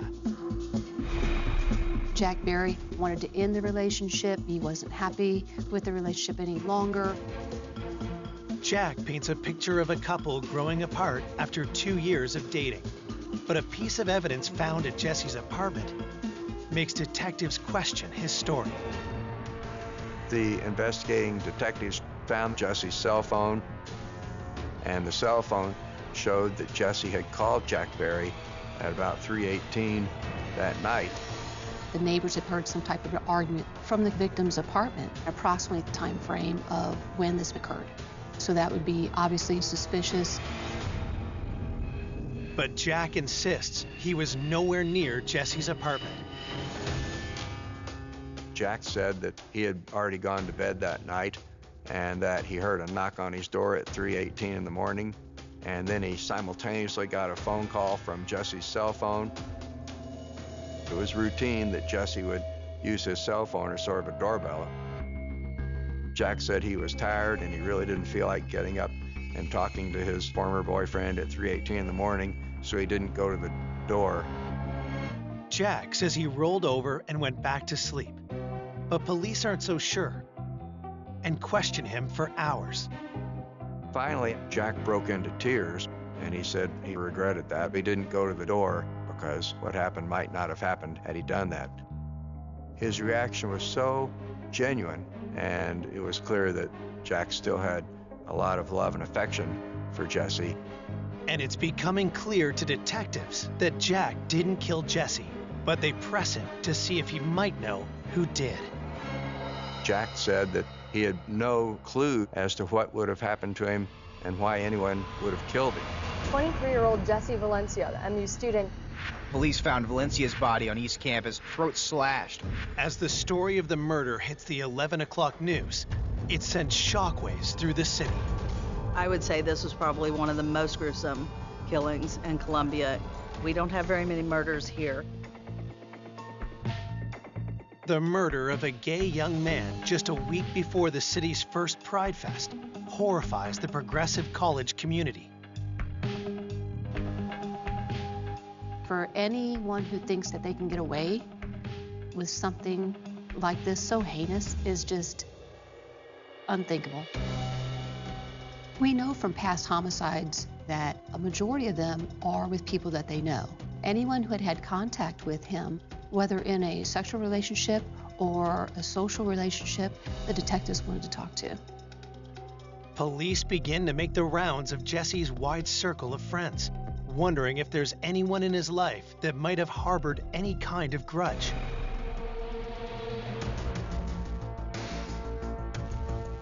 One name they hear over and over is 𝐔𝐬𝐥𝐿𝐥𝐿𝐿𝐿, a student that Jesse had met 2 weeks earlier at a political rally. Jesse's friends had said, oh, maybe it was this guy because he didn't seem quite normal. There was something that made him a little bit different from other people. Several of Jesse's friends, they said that Zev wasn't comfortable in his own skin and that he had a lot of issues with being himself. There was some contention whether Zev and Jesse were having a romantic relationship. They were spending a lot of time together.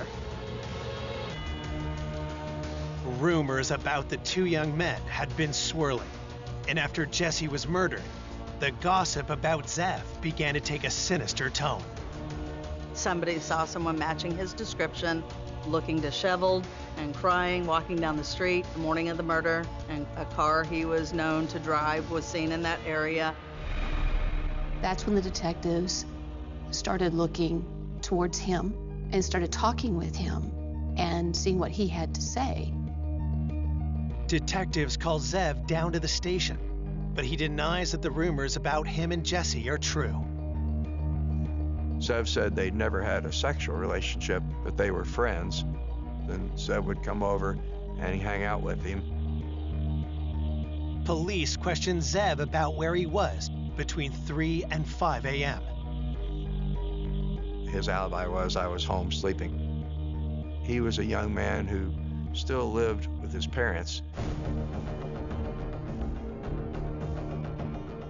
They subject Zev to a voice stress analysis test to see if he is telling the truth. It showed untruthful, so deceitful. That did seem to be some evidence of guilt. Detectives quickly follow up with a visit to his parents, but they confirm that their son was home all night.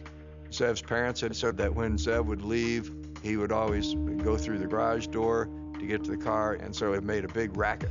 They would have awakened his parents, and they said there's no way that he would have left that night. It seemed like he did have an alibi. With 𝐔𝐬𝐿𝐥𝐿𝐿 discounted as a suspect, detectives continue to piece together the last hours of Jesse Valencia's life. The detectives were talking with several of the friends of Jesse Valencia to see where he was on the evening and early morning hours that this occurred. Police learned that Jesse had gone to a party at a friend's house around 11 p.m. on the night he was killed. Some friends of Jesse said that Friday night, Jesse was at a party with a young man named Ed McDevitt. Ed McDevitt was somebody Jesse had just met. Ed was a chef in town. They had met just a couple of nights before and had started a relationship very quickly. Jesse's friends tell police that the two men left the party together, heading in the direction of Jesse's house. And that was around 3 o'clock in the morning on the last night of Jesse's life. It appears as though Ed McDevitt might have been the last person to see Jesse alive. And it was possible Ed McDevitt went home with Jesse and then killed him.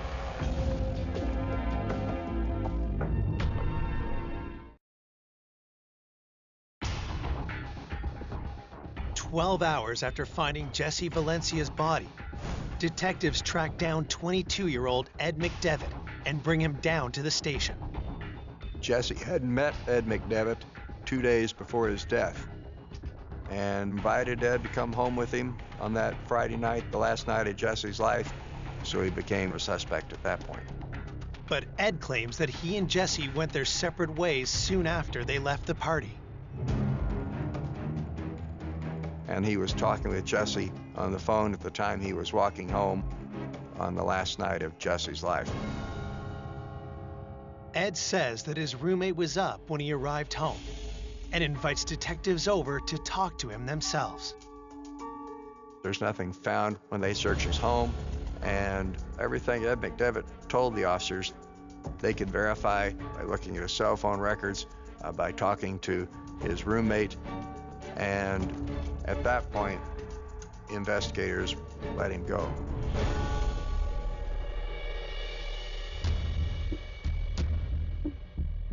Police hope the DNA results pending at the lab will help them link one of their suspects to Jesse's murder. Desperate for answers, Jesse's mom grows more despondent, recalling an eerie premonition Jesse had years ago. From the time Jesse was 7 years old, he had told me that he was going to die at a young age. He said, I'm going to die at a young age, and I love all of you, and I always will love you, but I'll be okay. He would always end it with, I'll be okay. And of course, I got emotional and upset over it, but he said, we've got to make the most of what time I'm here.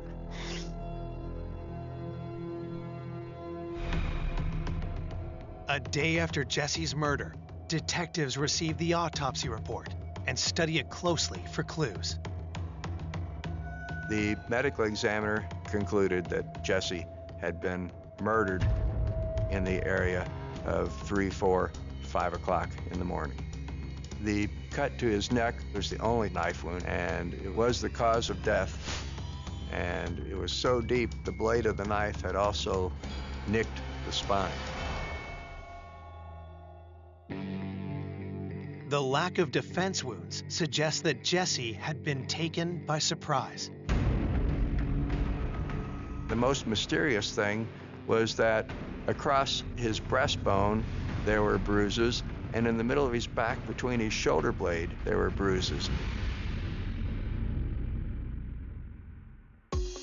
The evidence suggests that Jesse was easily overpowered in the vicious attack. Investigators hope that additional lab work will reveal even more and point to a killer. There were fingernail scrapings collected during the autopsy, and also some hairs were found on his chest, and that was sent to the crime lab for analysis. Until the crime lab turns up DNA, police have no choice but to move on to their next lead. A lot of Jesse's friends were being brought in, they were giving evidence, they were helping out with information. One of those friends is a fellow student named Andy. Andy Schermerhorn was a young man who had what they called a friends with benefits arrangement with Jesse. Andy was out of town the night Jesse was killed, but the day after the murder, he comes forward to share a shocking story. Andy Schermerhorn told the investigating detectives that Jesse was having sex with a Columbia police officer. He was having a relationship with an officer. I was surprised. Andy nervously reveals an encounter 3 weeks prior at Jesse's apartment. Andy Schermerhorn said that on May 14th, he had been at Jesse's home at night, and there was a knock at the door. Jesse went to the door, and a uniformed police officer was there. And Jesse said, "It's okay, oh, it's okay, he's cool, he's cool." According to Andy, the officer took off his gun belt, and the next thing Andy knew, the three of them were fooling around.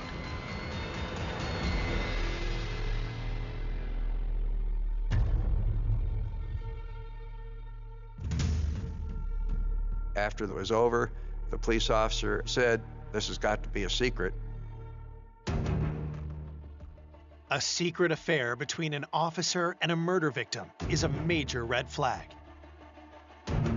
If any one of our officers had been seeing Jesse Valencia, why is he not being forthcoming? If you have nothing to hide, why not just tell us? Detectives need to know who this officer is. They said, do you think you'd be able to recognize him if you saw him again? And he said yes, because it had only been about 2 weeks since that incident.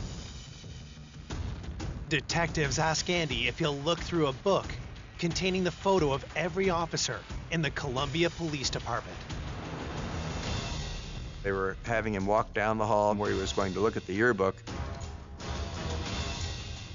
Andy Schermerhorn flipped through it without even looking at the pages, closed it, and Schermerhorn began trembling, and he said, I passed him in the hallway just now. It was him.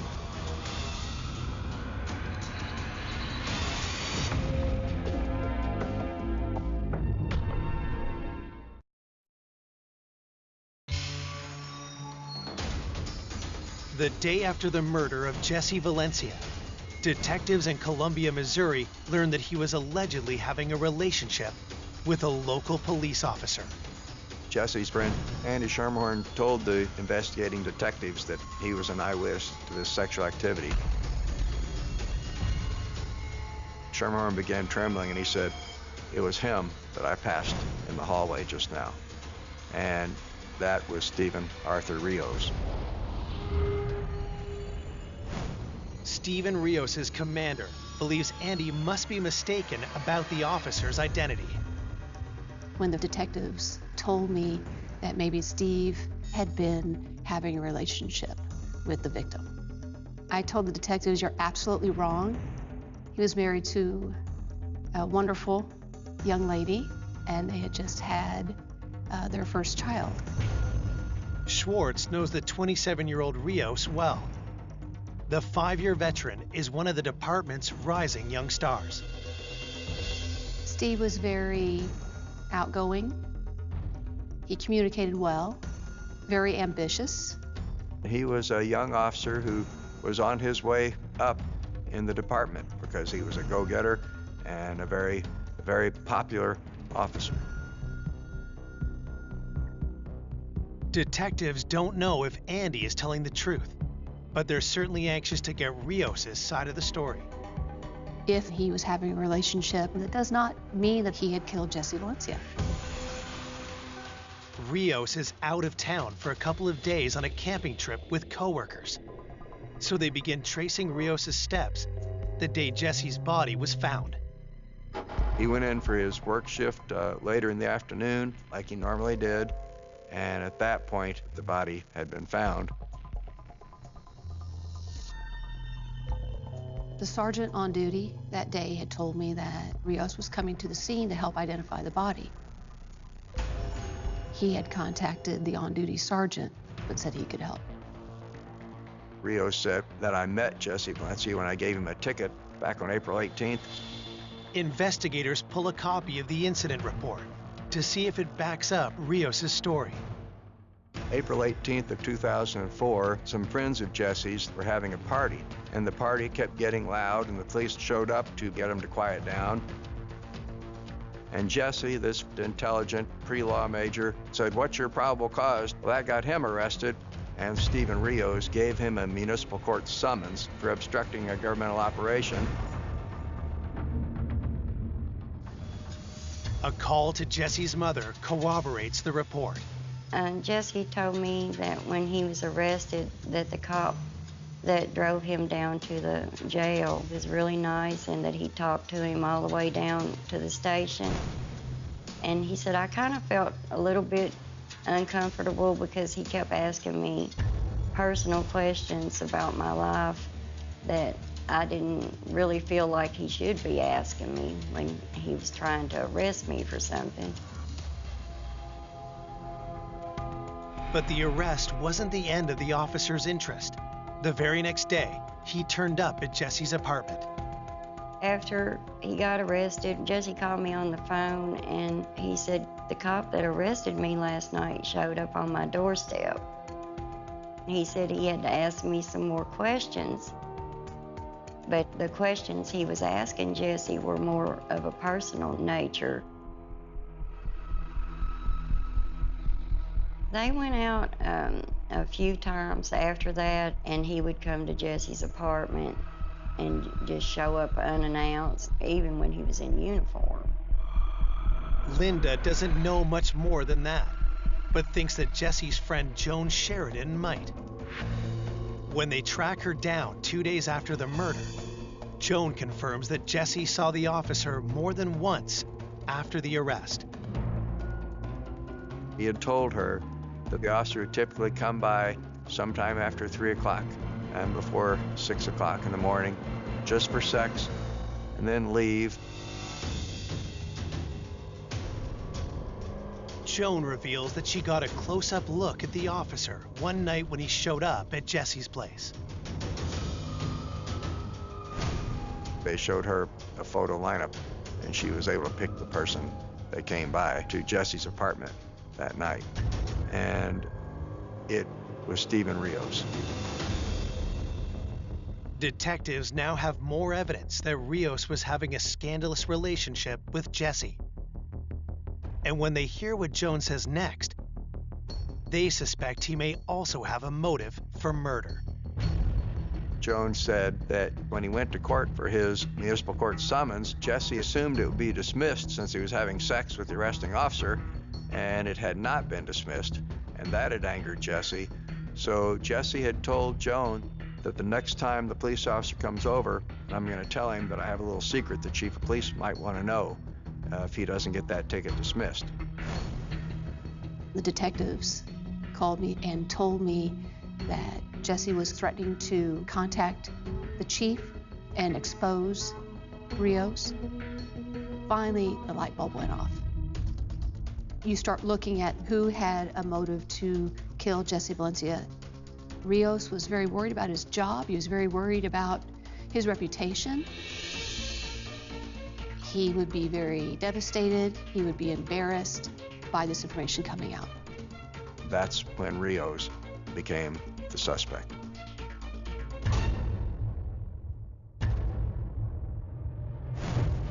It's a serious matter to accuse one of their own. Investigators quickly regroup to plan the best approach. They didn't feel they were ready to interview him yet. They were wanting to have the DNA evidence come back before they actually confronted him. But all of a sudden, Rios showed up at the police department and said, could I talk to you for a second? He had this look on his face, like he was very upset.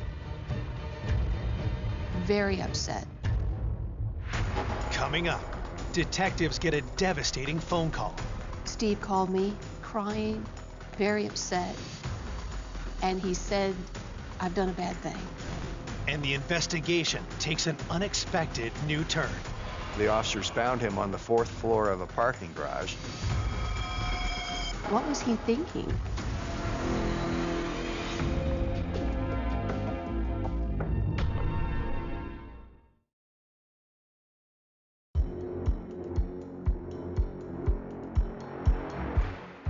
Detectives investigating the murder of college student Jesse Valencia are preparing to confront their suspect, police officer Stephen Rios. But Rios goes on the offensive first. Rios said he was hearing from other people that Jesse was having an affair with a Columbia police officer.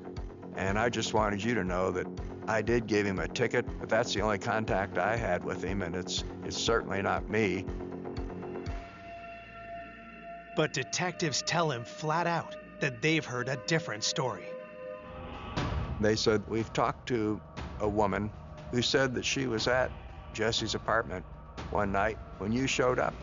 Rios sat there for a minute, and then Rios said, well, you know what, we did become social friends, but it never became anything like a sexual relationship. They said, you know, we've talked to another young man who says he was actually having sex with Jesse, and you came by that night and actually came in and joined them on the bed. And Rios said, what, sex? Like it was the most astounding and false accusation you could ever heard. He was getting very agitated with the detectives. He's a very prideful person, and he was very upset because they didn't believe him. It's easy to see that Rios is lying. Detectives bear down hard. And finally, their suspect breaks. Finally, Rios admitted that he had sex with Jessie. He tried to claim it was just that one time, and then it evolved into that he had had sex with Jessie as many as 6 times. It's a stunning admission and a strong motive for murder. He was embarrassed. He obviously did not want this information out if he was keeping it secret to begin with, especially from his wife, you know, in his family. Police may not have the physical evidence to prove that Rios is a killer, but they do have something that's almost as good. We were able to prove that he was lying. There's an old saying in law enforcement that a lie, a provable lie, is the next best thing to a confession. And that Stephen Rios was caught in lots of provable lies. But detectives aren't finished interrogating their suspect. They ask for his whereabouts the night that Jessie was killed. He said he had been at work and he got off at 3 o'clock in the morning like he normally did. And he said that that night he'd gone onto the rooftop of the parking garage with a few other officers, and they had drank a few beers before they went home. And he said he got home about 5:15 to 5:30, took a shower, and got in bed. Detectives grill Rios for over 3 hours, looking for any cracks in his story. He still maintained he'd had nothing to do with Jessie's death. At that point, investigators let him go.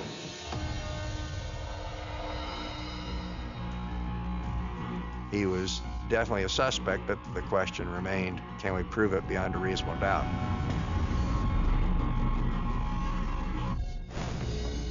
Investigators' next step is to create a timeline for the night of Jessie's murder and see how Rios' alibi fits in.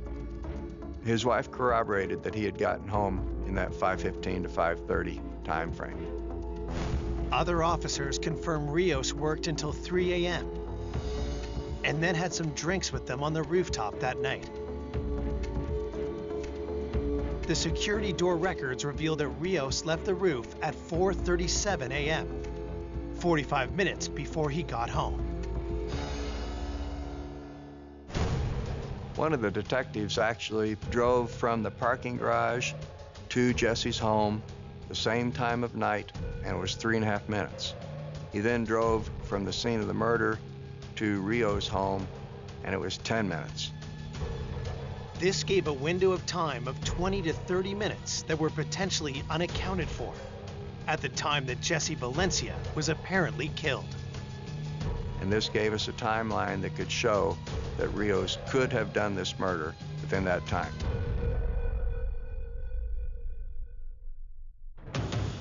Investigators search Rios' home, car, and work locker, but they uncover nothing to tie him to the crime.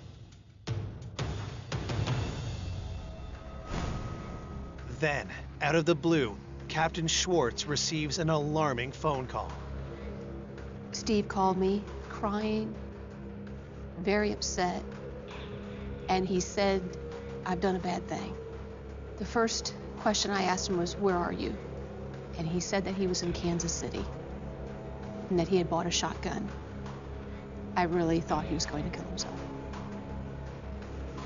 And my first reaction was no. I said, you need to just stop what you're doing. Just come back. Just come back to Columbia and we'll get through it.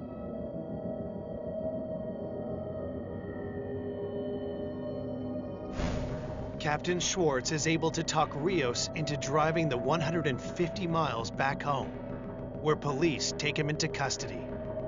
He still wasn't under arrest, but he was put on a 96-hour hold for an involuntary commitment to a mental facility, just for observation to make sure that he wouldn't kill himself. But Stephen Rios is still despondent. He manages to evade hospital security, and soon the entire Columbia police force is on alert. I got a phone call that Steve had escaped and was on top of the parking garage, threatening suicide. One of the officers found him on the 4th floor of a parking garage, and Rios climbed up on the wall, claiming he was going to jump. When they called me and said he's on top of the garage, he's threatening suicide, what was he doing? What was he thinking?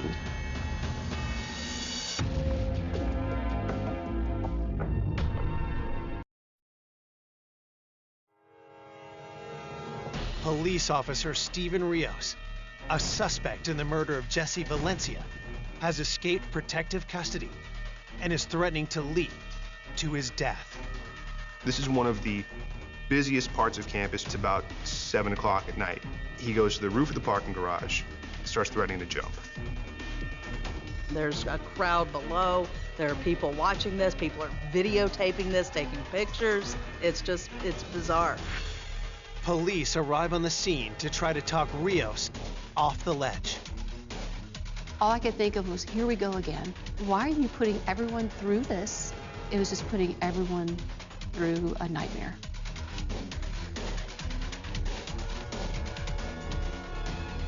After a tense 45-minute standoff, they finally managed to talk Rios back from the brink.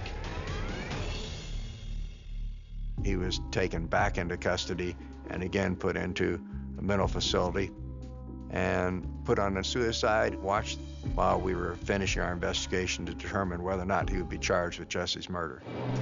3 weeks after Jesse's murder, the analysis of the hairs found on Jesse's chest give police the evidence they need to charge Rios with the crime. They were able to say the persons who left those hairs on Jesse's chest, limb hairs that would have come from somebody's arm, those hairs matched to Stephen Rios. And that's when we realized that they teach Columbia police officers at the training academy how to administer a chokehold, and that cuts off the blood flow to the brain and renders a person unconscious in 3 to 8 seconds. That could account for these limb hairs, in addition to the bruises that went across the front of his chest and in the middle of his back.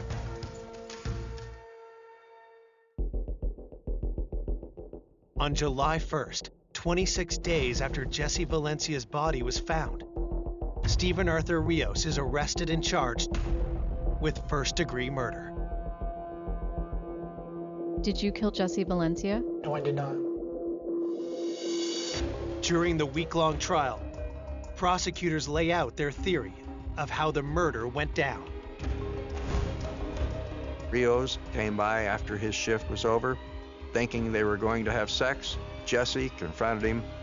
Jesse was threatening to contact the chief and expose Rios. And he knew his career and his happy marriage would probably be over. And that had angered Rios. The neighbor heard this argument going on, and Jesse's yelling, "Stop it, stop it." Jesse, then clad only in his shorts and barefoot, ran out, being chased by Stephen Rios. The Stephen Rios caught him from behind and choked him into unconsciousness, put him on the ground, cut his throat, and that's what I believe happened in the last minutes of Jesse Valencia's life.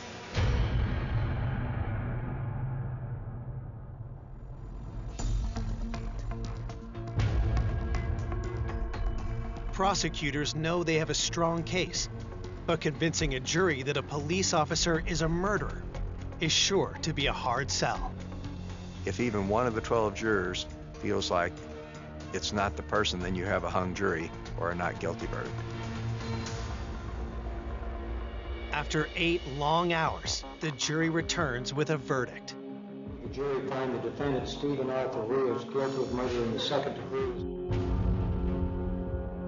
I did feel a great sense of relief and even pride when the case was over and Stephen Rios had not gotten away with murder. Stephen Arthur Rios receives a sentence of life in prison for the slaying of Jessie Valencia. I don't feel like that Jesse really got justice because I wanted the death penalty for him. He took my whole life away from me. Anytime you have an officer who has done a heinous type act like this and taken someone's life, it is a huge stain. And for law enforcement everywhere.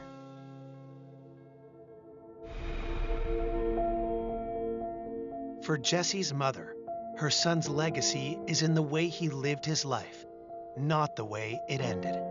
I want people to remember the Jesse that was constantly laughing and trying to make other people happy, because that's what Jesse lived for.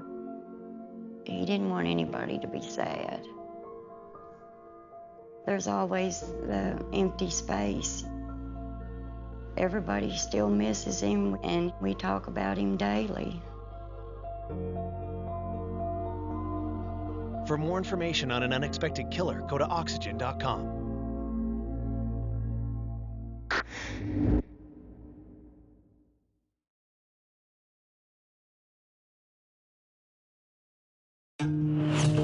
A young mother on the verge of a new beginning. She always used to talk about her wedding.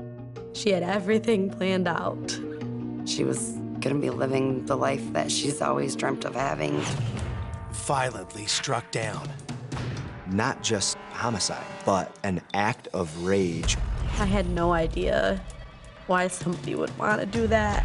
Police chase a deranged killer down a sinister path. He was a big heroin dealer in Jackson. Someone burnt the house down. Through a maze of twisted theories. Maybe this was a retaliation. That was probably self-induced.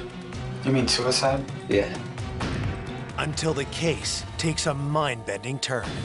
He looked at me and said, "You have it all wrong." That person never was on our radar. Just an epic, epic tragedy. I was almost in disbelief. That's just something that was entirely unexpected from the beginning. Until we try to rule them in or rule them out, I don't know that any of us are safe.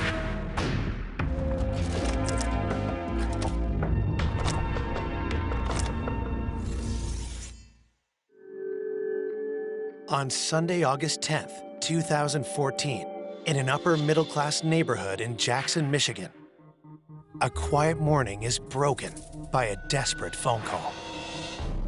Our dispatch did receive a 911 call from a panicked individual. 911.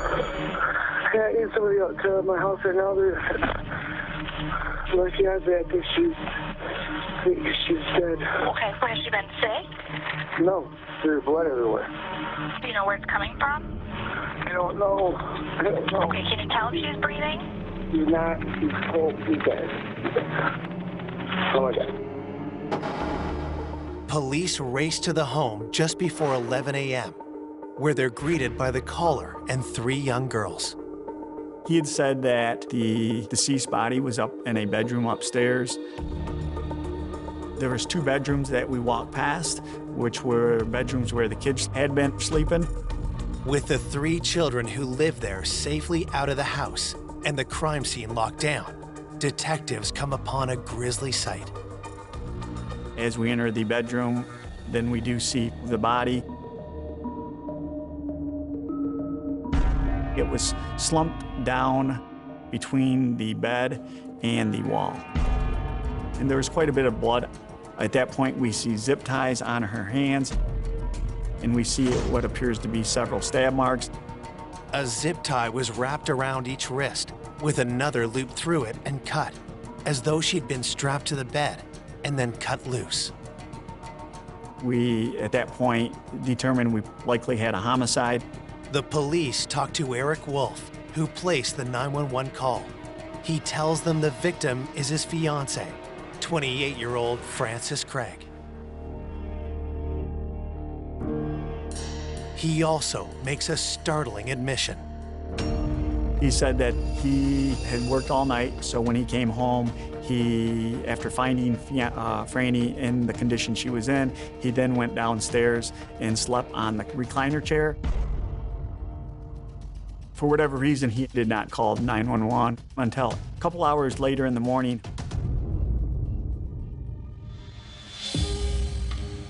Frances's 2 daughters and Eric's little girl were all in the house at the time. While Eric slept, his 10-year-old child walked into a horrifying scene. Eric's daughter, Lexi, went into the bedroom and clearly could tell that something was amiss. She even touched her and could tell that she was not moving. I think she might even have described her as a little cold. Lexi went downstairs and woke up her father. And that's when he finally called 911. We all felt that a normal, average individual would, at the bare minimum, make sure their fiance, the person they're about to get married to and spend the rest of their life with, is okay. Eric's decision to walk away from the murder scene is a red flag for investigators. And so is his casual demeanor. When Eric was interviewed by one of the other detectives at the scene initially, the detective said he didn't seem too concerned, didn't seem too upset about what had happened. Detectives plan to grill Eric about his suspicious behavior. But first, they need to finish processing the crime scene. There was approximately 90 stab wounds, and they were in a very aggressive manner. It was overkill. Not just committing a homicide, but an act of rage where it's over the top. The rule of thumb is on a situation where there's multiple, and I'm talking more than a dozen stab wounds, it's usually a crime of passion. So at that point, you typically look at somebody close to the victim. Investigators sift through the bloody mess for clues. There's no sign of a murder weapon, but plenty of signs of conflict. The crime lab, which is the CSI people, they responded to the scene. They were there for multiple hours, collecting a ton of evidence. While the forensics team works the scene inside, shocked friends and family have gathered outside the house. I didn't believe her. I thought it was a lie. It's not real. It didn't happen. I had no idea why somebody would want to do that. Frances was just an amazing person all around. Frances and I worked together. We hung out outside of work together. We would hang out with our kids. Investigators learned that Frances had 2 daughters with an ex-boyfriend. The oldest is 5 years old, and the youngest is 3.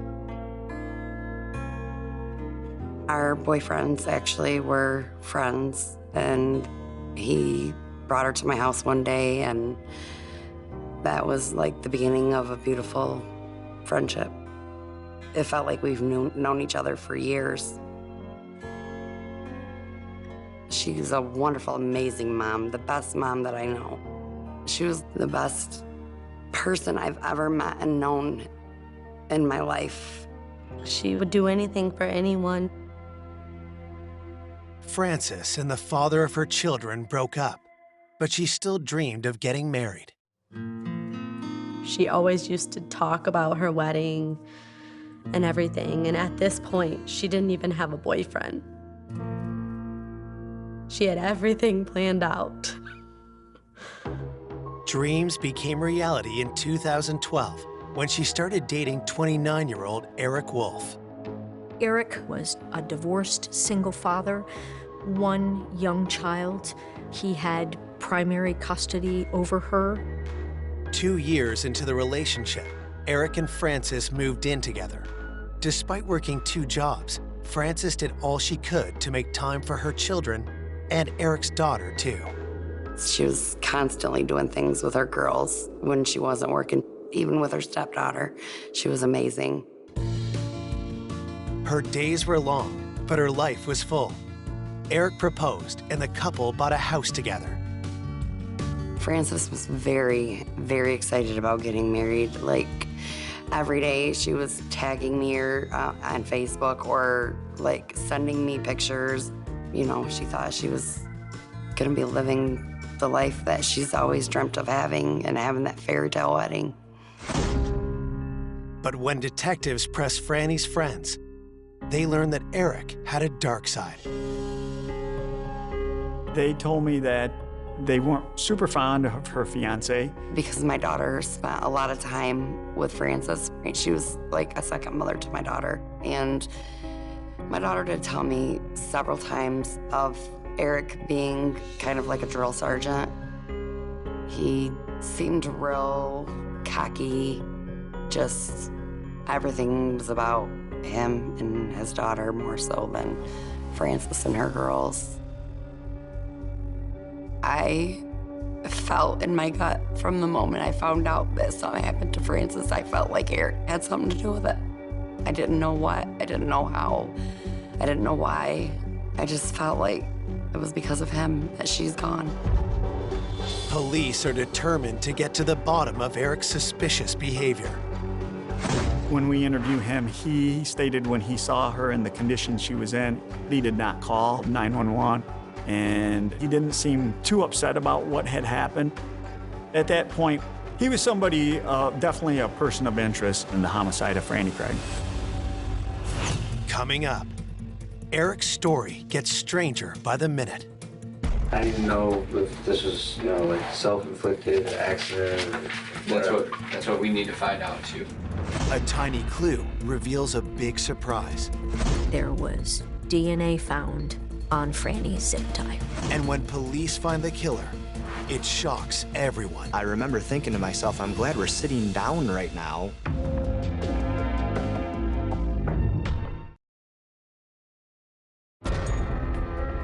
After calling 911 following the brutal murder of his fiancée, Frances Craig, Eric Wolf is questioned by police about how he discovered his fiancée's body.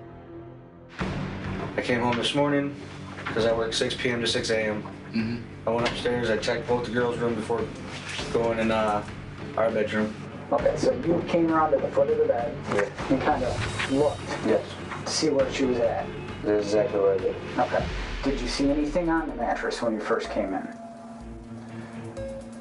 I saw, I guess I might have saw that streak, but it didn't jump out like blood or anything. Okay, so you saw something that just didn't jump out to you. Yeah, So this is bad.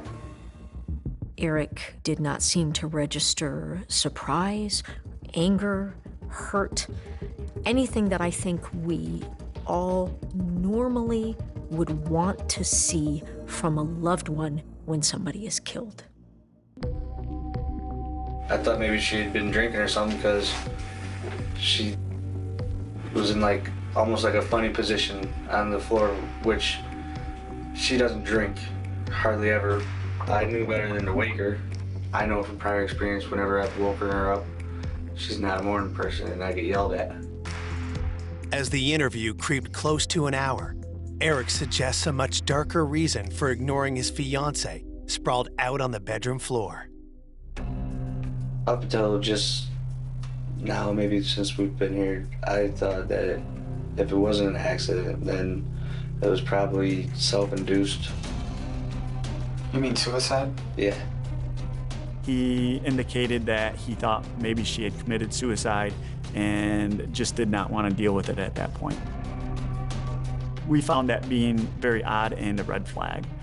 Typically on a suicide, you'll find one stab wound or one gunshot wound. You won't find multiple stab wounds. The prospect of Franny inflicting 90 stab wounds with her hands zip-tied sounds preposterous to the police. Even if it was physically possible, why wouldn't Eric have reacted with alarm?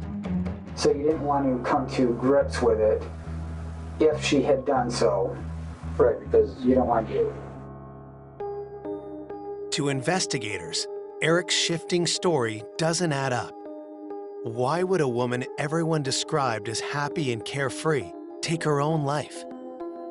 And the only reason I say self-induced is just because of how high-strung everything is right before this wedding, and it's a lot of stress. Yeah. Eric's strange comments could signal that he's traumatized over the death of his fiancée, or that he's hiding something. Determined to mine the truth, detectives decide to go right at their prime suspect. Did you? No. Know what? No, I didn't do this. I didn't know anything about it. I walked in, and I walked out, went to sleep, got up, went back in, and reported it. But that brings me back to the questions we just asked. You made it at least halfway into that bedroom. I did make it, and I admit that, and I'll admit that in front of whoever needs to hear it. But I want to make that perfectly clear that my stance on this is exactly what I said. I went in for whatever reason it was. I didn't react. Without forensic evidence to hold him, Eric is free to go. But investigators vow to keep their eye on him.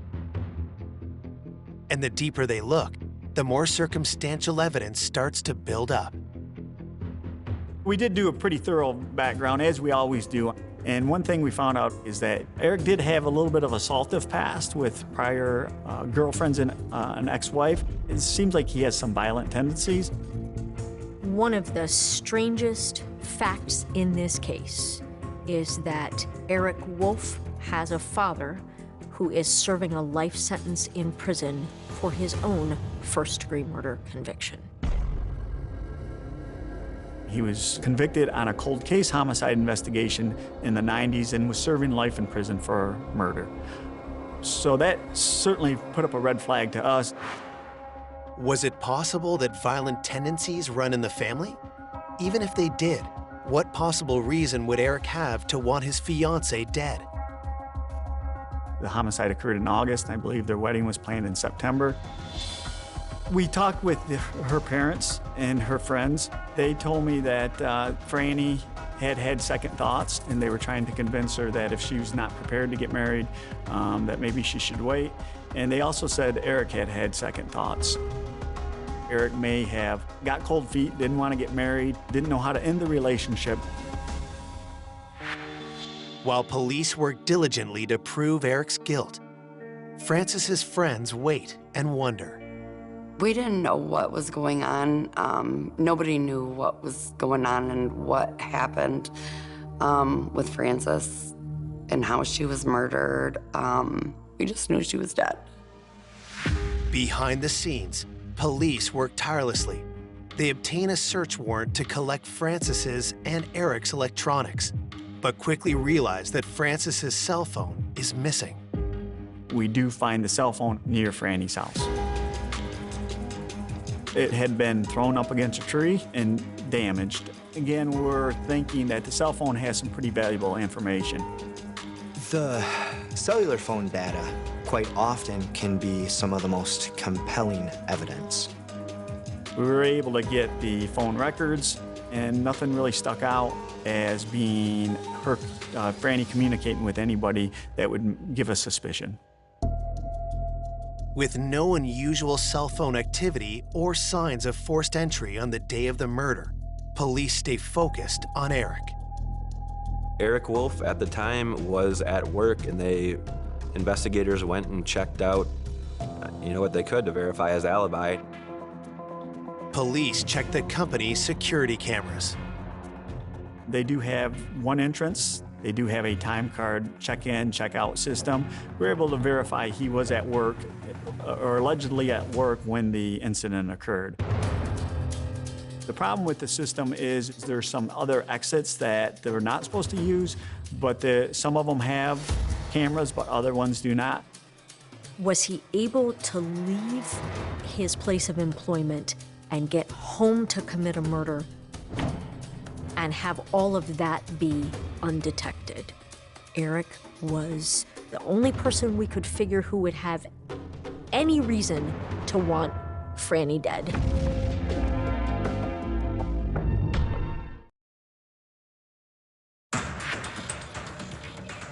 Police investigating the homicide of 28-year-old Frances Craig cannot confirm her fiancé's alibi, since not every exit at his workplace had a security camera. We couldn't rule out that sometime during the night he left and then came back. Eric's shaky alibi and suspicious behavior at the crime scene doesn't give police enough to arrest him, but it does leave them with a drastic course of action. If you are operating in a murder investigation thinking that man killed his fiancée in the home where the children were, you are thinking, we want to keep the children safe. We kept Eric's daughter from him while we tried to figure out what happened to Franny. Both Eric's and Franny's daughters are removed from Eric's home and put in the custody of family members. With pressure mounting, detectives need to move fast to prove their theory or find a more plausible one. At that point, we tried to determine any communication Franny may have been having with someone other than her fiancé. Franny had an ex-boyfriend. He no longer lived in the area, but he had returned to the area recently and had some level of connection or interaction with Franny. The police press Franny's ex. Could he have committed this heinous crime? That young man was a nice young man, came from a very, very nice family. And he did have an alibi where he was at the time of the incident. We were able to verify that alibi, so we were able to eliminate him.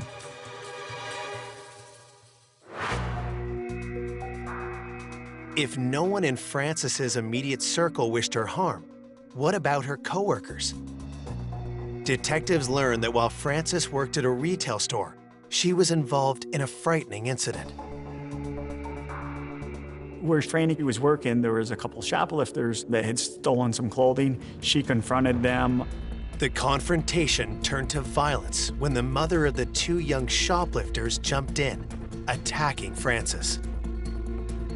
The assault left Frances with a severe eye injury, as well as emotional scars. The incident at work left Frances really scared, nervous, cautious. The mother of the shoplifters was actually criminally charged for a crime for the assault, some type of unarmed robbery. She was convicted. So there was some concern that maybe this was a retaliation for that situation. We did surprise them with a visit. They did have alibis on where they would have been at that time that the incident occurred. Investigators are able to verify those alibis, eliminating the women as suspects. Frustrated detectives are still hoping that DNA from the crime scene will help them find the killer.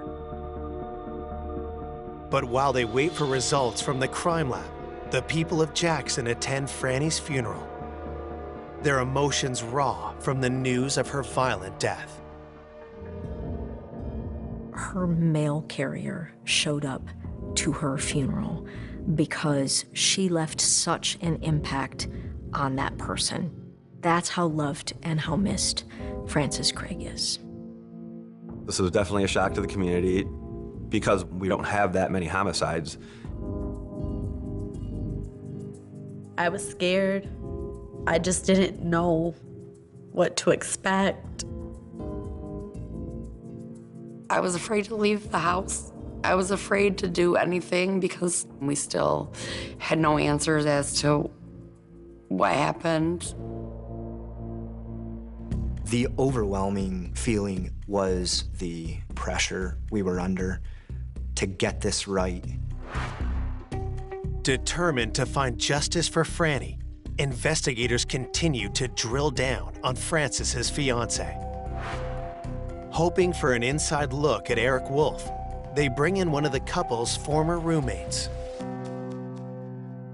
Ryan Marshall was friends with Eric Wolf. So Eric and Franny welcomed Ryan into their home to stay with them. His house had caught on fire. and she was trying to help a friend out. He lived with them until April of 2014. The homicide happened August of 2014, so he had a pretty good knowledge of the two of them. He said everything was good, and he actually vouched for Eric, saying Eric was a really good guy and a friend for a long time, and doesn't feel that Eric would ever do anything to harm Franny. Speaking with Ryan doesn't give police new reasons to suspect Eric, but it doesn't clear him either. 3 months in, we've pretty much eliminated everybody of interest, anyone close to Franny other than Eric. But we don't have enough evidence to present to the prosecutor. But then, a new piece of information arrives that brings a new suspect into the spotlight. There was DNA found on Franny's zip tie.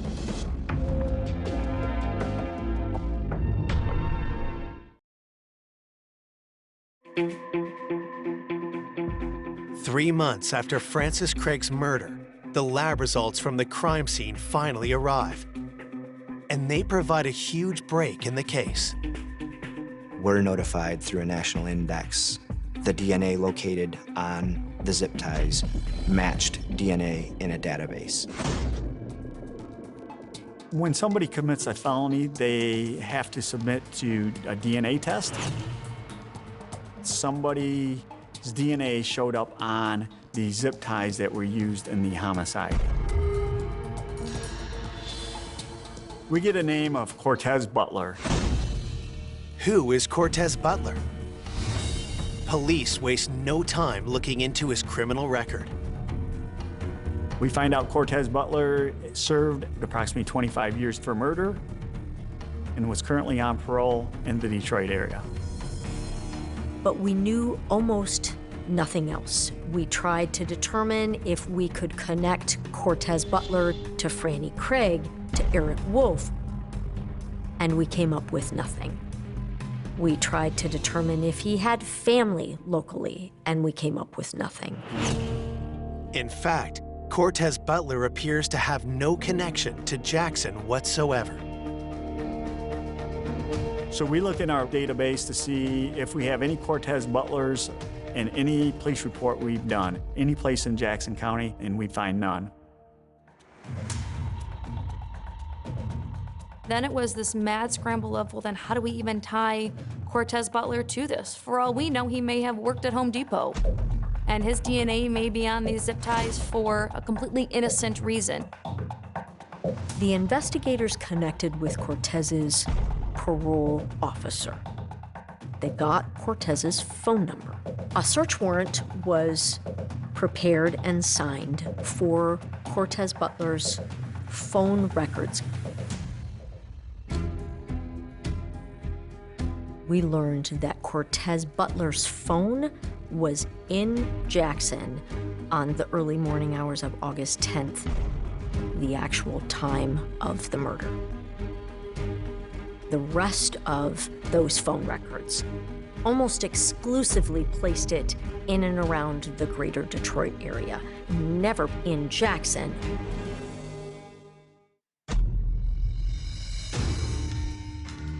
But what reason would Butler have to harm Franny? Eric remained the prime suspect. He was the only dude with a motive. Maybe Eric was not ready to get married and didn't know how to end a relationship. So then the thought process was, did Eric hire this person to kill Franny? The cell phone records also connect Butler to some other shady characters. We were able to identify a Clifford and Rodney McKee as being connected to Cortez Butler. Clifford McKee lived in the Detroit area. Clifford McKee was in prison for approximately 20 years for murder. We found out that Rodney McKee, he was a big heroin dealer in Jackson. We found out that he had committed an arson. The arson that Rodney McKee perpetrated was against Donna and Ryan Marshall. The police are stunned. Ryan Marshall is Eric Wolf's friend. the one who had been welcomed into Franny and Eric's home after his house burned down.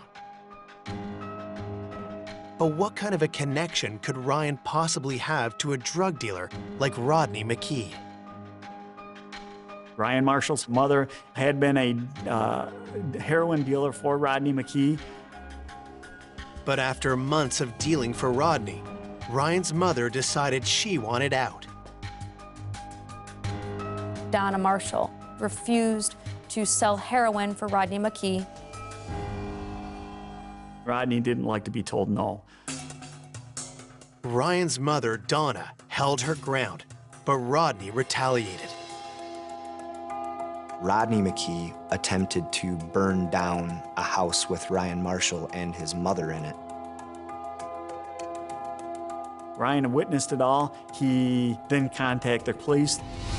What was the connection between Eric Wolf, Cortez Butler, the Marshalls, and a drug dealer from Detroit? Detectives knew there was only one person who could answer the question, and soon they'd have a chance to ask him face to face. Cortez Butler was arrested for yet another murder. Not Franny's murder, but another murder in the greater Detroit area. We went down there in Detroit with one sole purpose: to gather information from Cortez Butler on what happened to Franny and hopefully be able to explain to us what Eric's role in this whole thing was. But Cortez said he wasn't going to talk without any kind of a deal. It was clear that whatever Cortez was going to say, it was not going to be, quote unquote, on the record.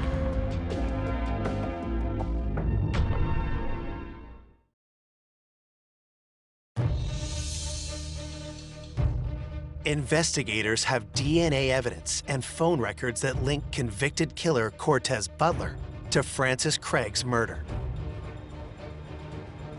They arranged to talk to him while he's detained for an unrelated homicide. But he immediately tries to shut them down. Cortez said he wasn't going to talk without any kind of a deal. I said, no one is giving you any kind of a deal without anyone knowing what you have to say. Detectives press Butler hard until he finally agrees to talk. But only on one condition. Cortez very pointedly and specifically asked repeatedly to not have the interview recorded. If detectives agree not to record the interview, there's a chance Butler's testimony won't stand up in court. Still, with no other leads in the case, they decide to roll the dice. We were there interviewing Cortez in the first place because we need to find out Eric Wolf's involvement in this. And it was dire that we did so as the children were about to go back with Eric Wolf. The whole idea for that was to keep these kids safe. So the detectives tried to read him his rights. He didn't even want to be bothered with the rights. I know my rights. I think it was, bro, I know my rights, bro. Butler wastes no time getting right to the point. Cortez looked at me and said, "You have it all wrong." And I said, "Have what all wrong?" And he, at that time, let us know that Eric had absolutely nothing to do with this murder. He goes, "I don't know this dude you're talking about, know nothing about him. Just trust me, he was not involved in this whatsoever." The statement contradicts one of the investigators' strongest leads, but the next thing Butler says is even more explosive. Cortez identifies himself as the killer.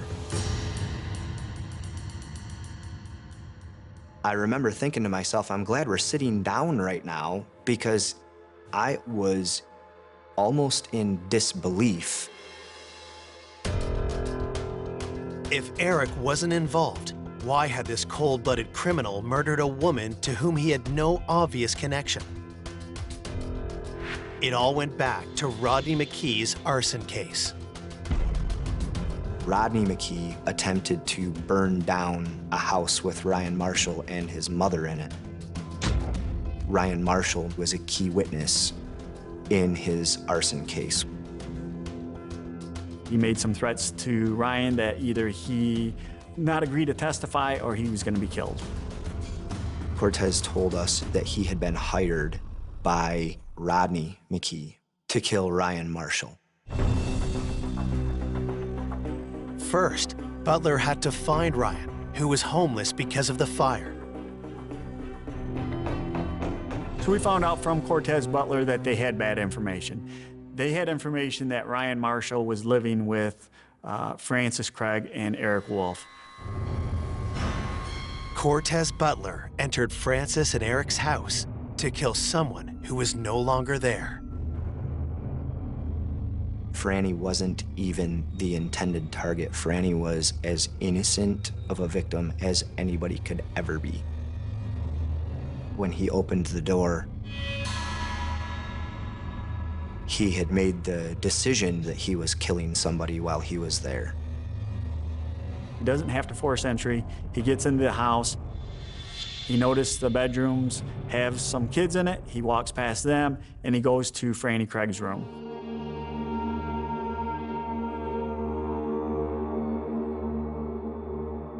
When he gets to Franny Craig's room, he asks her where Ryan is. She said he's not there. Cortez tells Franny not to look at him. In his words, he stated she looked at him, so he had to kill her.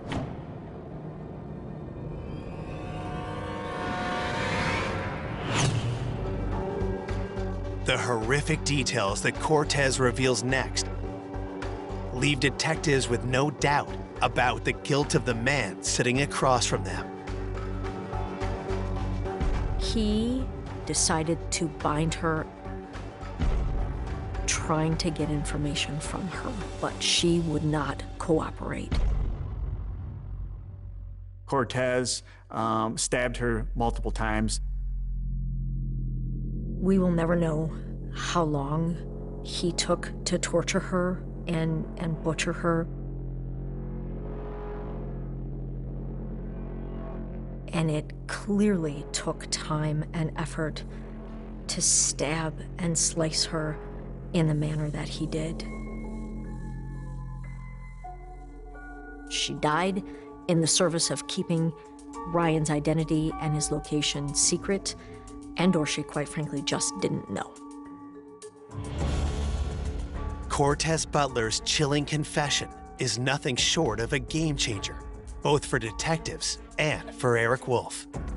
It eliminated our hypothesis that Eric Wolf was responsible for Franny's death. Eric wasn't involved. He's an odd duck kind of guy. Eric was able to regain custody of his daughter. I took from this case that we can never jump to conclusions. I was pretty convinced that he did it, not to the point that I could charge him, but I was pretty convinced I had the right person. Now that investigators do have the right person, they're determined to put Cortez Butler away for life. But all of that is in jeopardy. I didn't believe that Cortez's confession would be legally admissible in court because it wasn't recorded. And if Cortez Butler ever walked free again, I don't know that any of us are safe.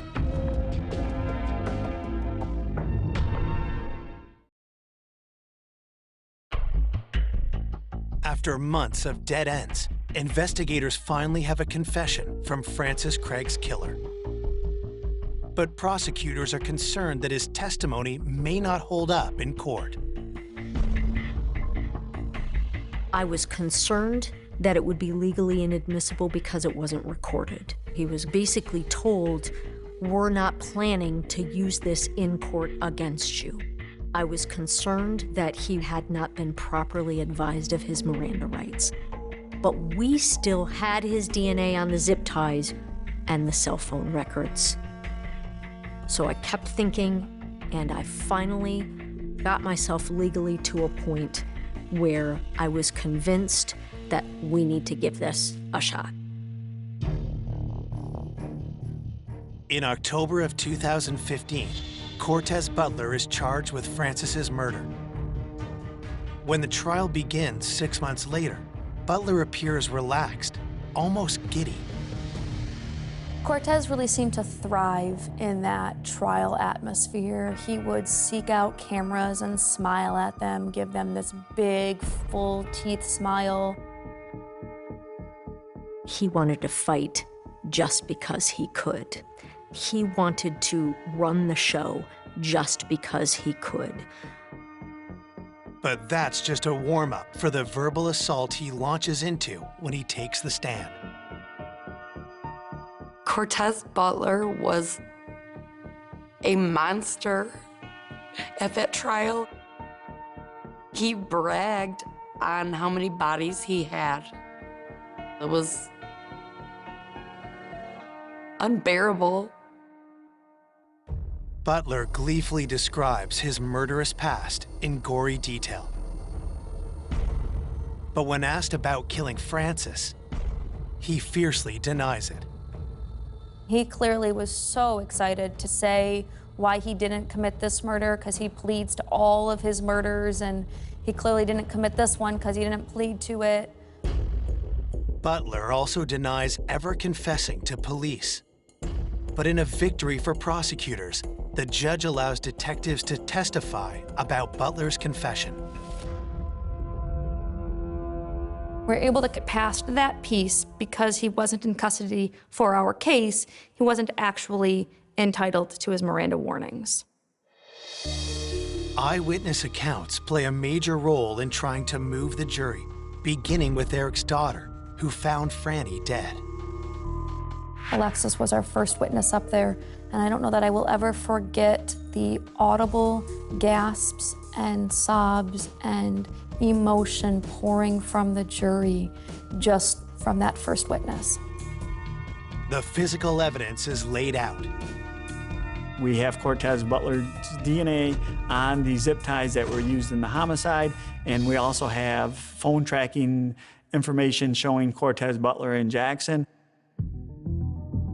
Prosecutors make a compelling case, but without a recording of Butler's confession. It's the detective's word against Butler's. When the jury returns with the verdict, there's no guarantee which way the cards will fall. Cortez Butler was convicted of first-degree murder, and he won't ever walk free again. The sentence was life without the possibility of parole for the premeditation murder of Franny Craig. This was a complicated story to tell to a jury. It is a difficult one for all of us to wrap our brains around, even still. Cortez goes to look for Ryan at her house, and he doesn't find him, and murders Franny in her own bed while she's doing nothing wrong. Franny had no connection to her killer whatsoever. We can rest maybe a little easier that the bad guys won't ever hurt anybody else, at least not outside of the walls of prison. But none of it brings Franny back.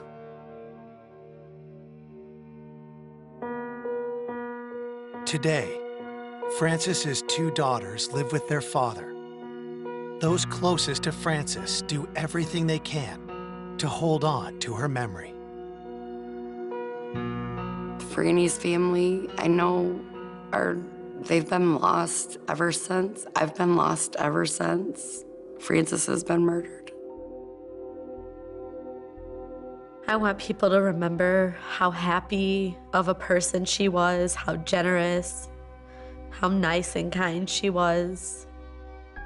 I miss Francis so much, and there's not a day that goes by that I do not think about her.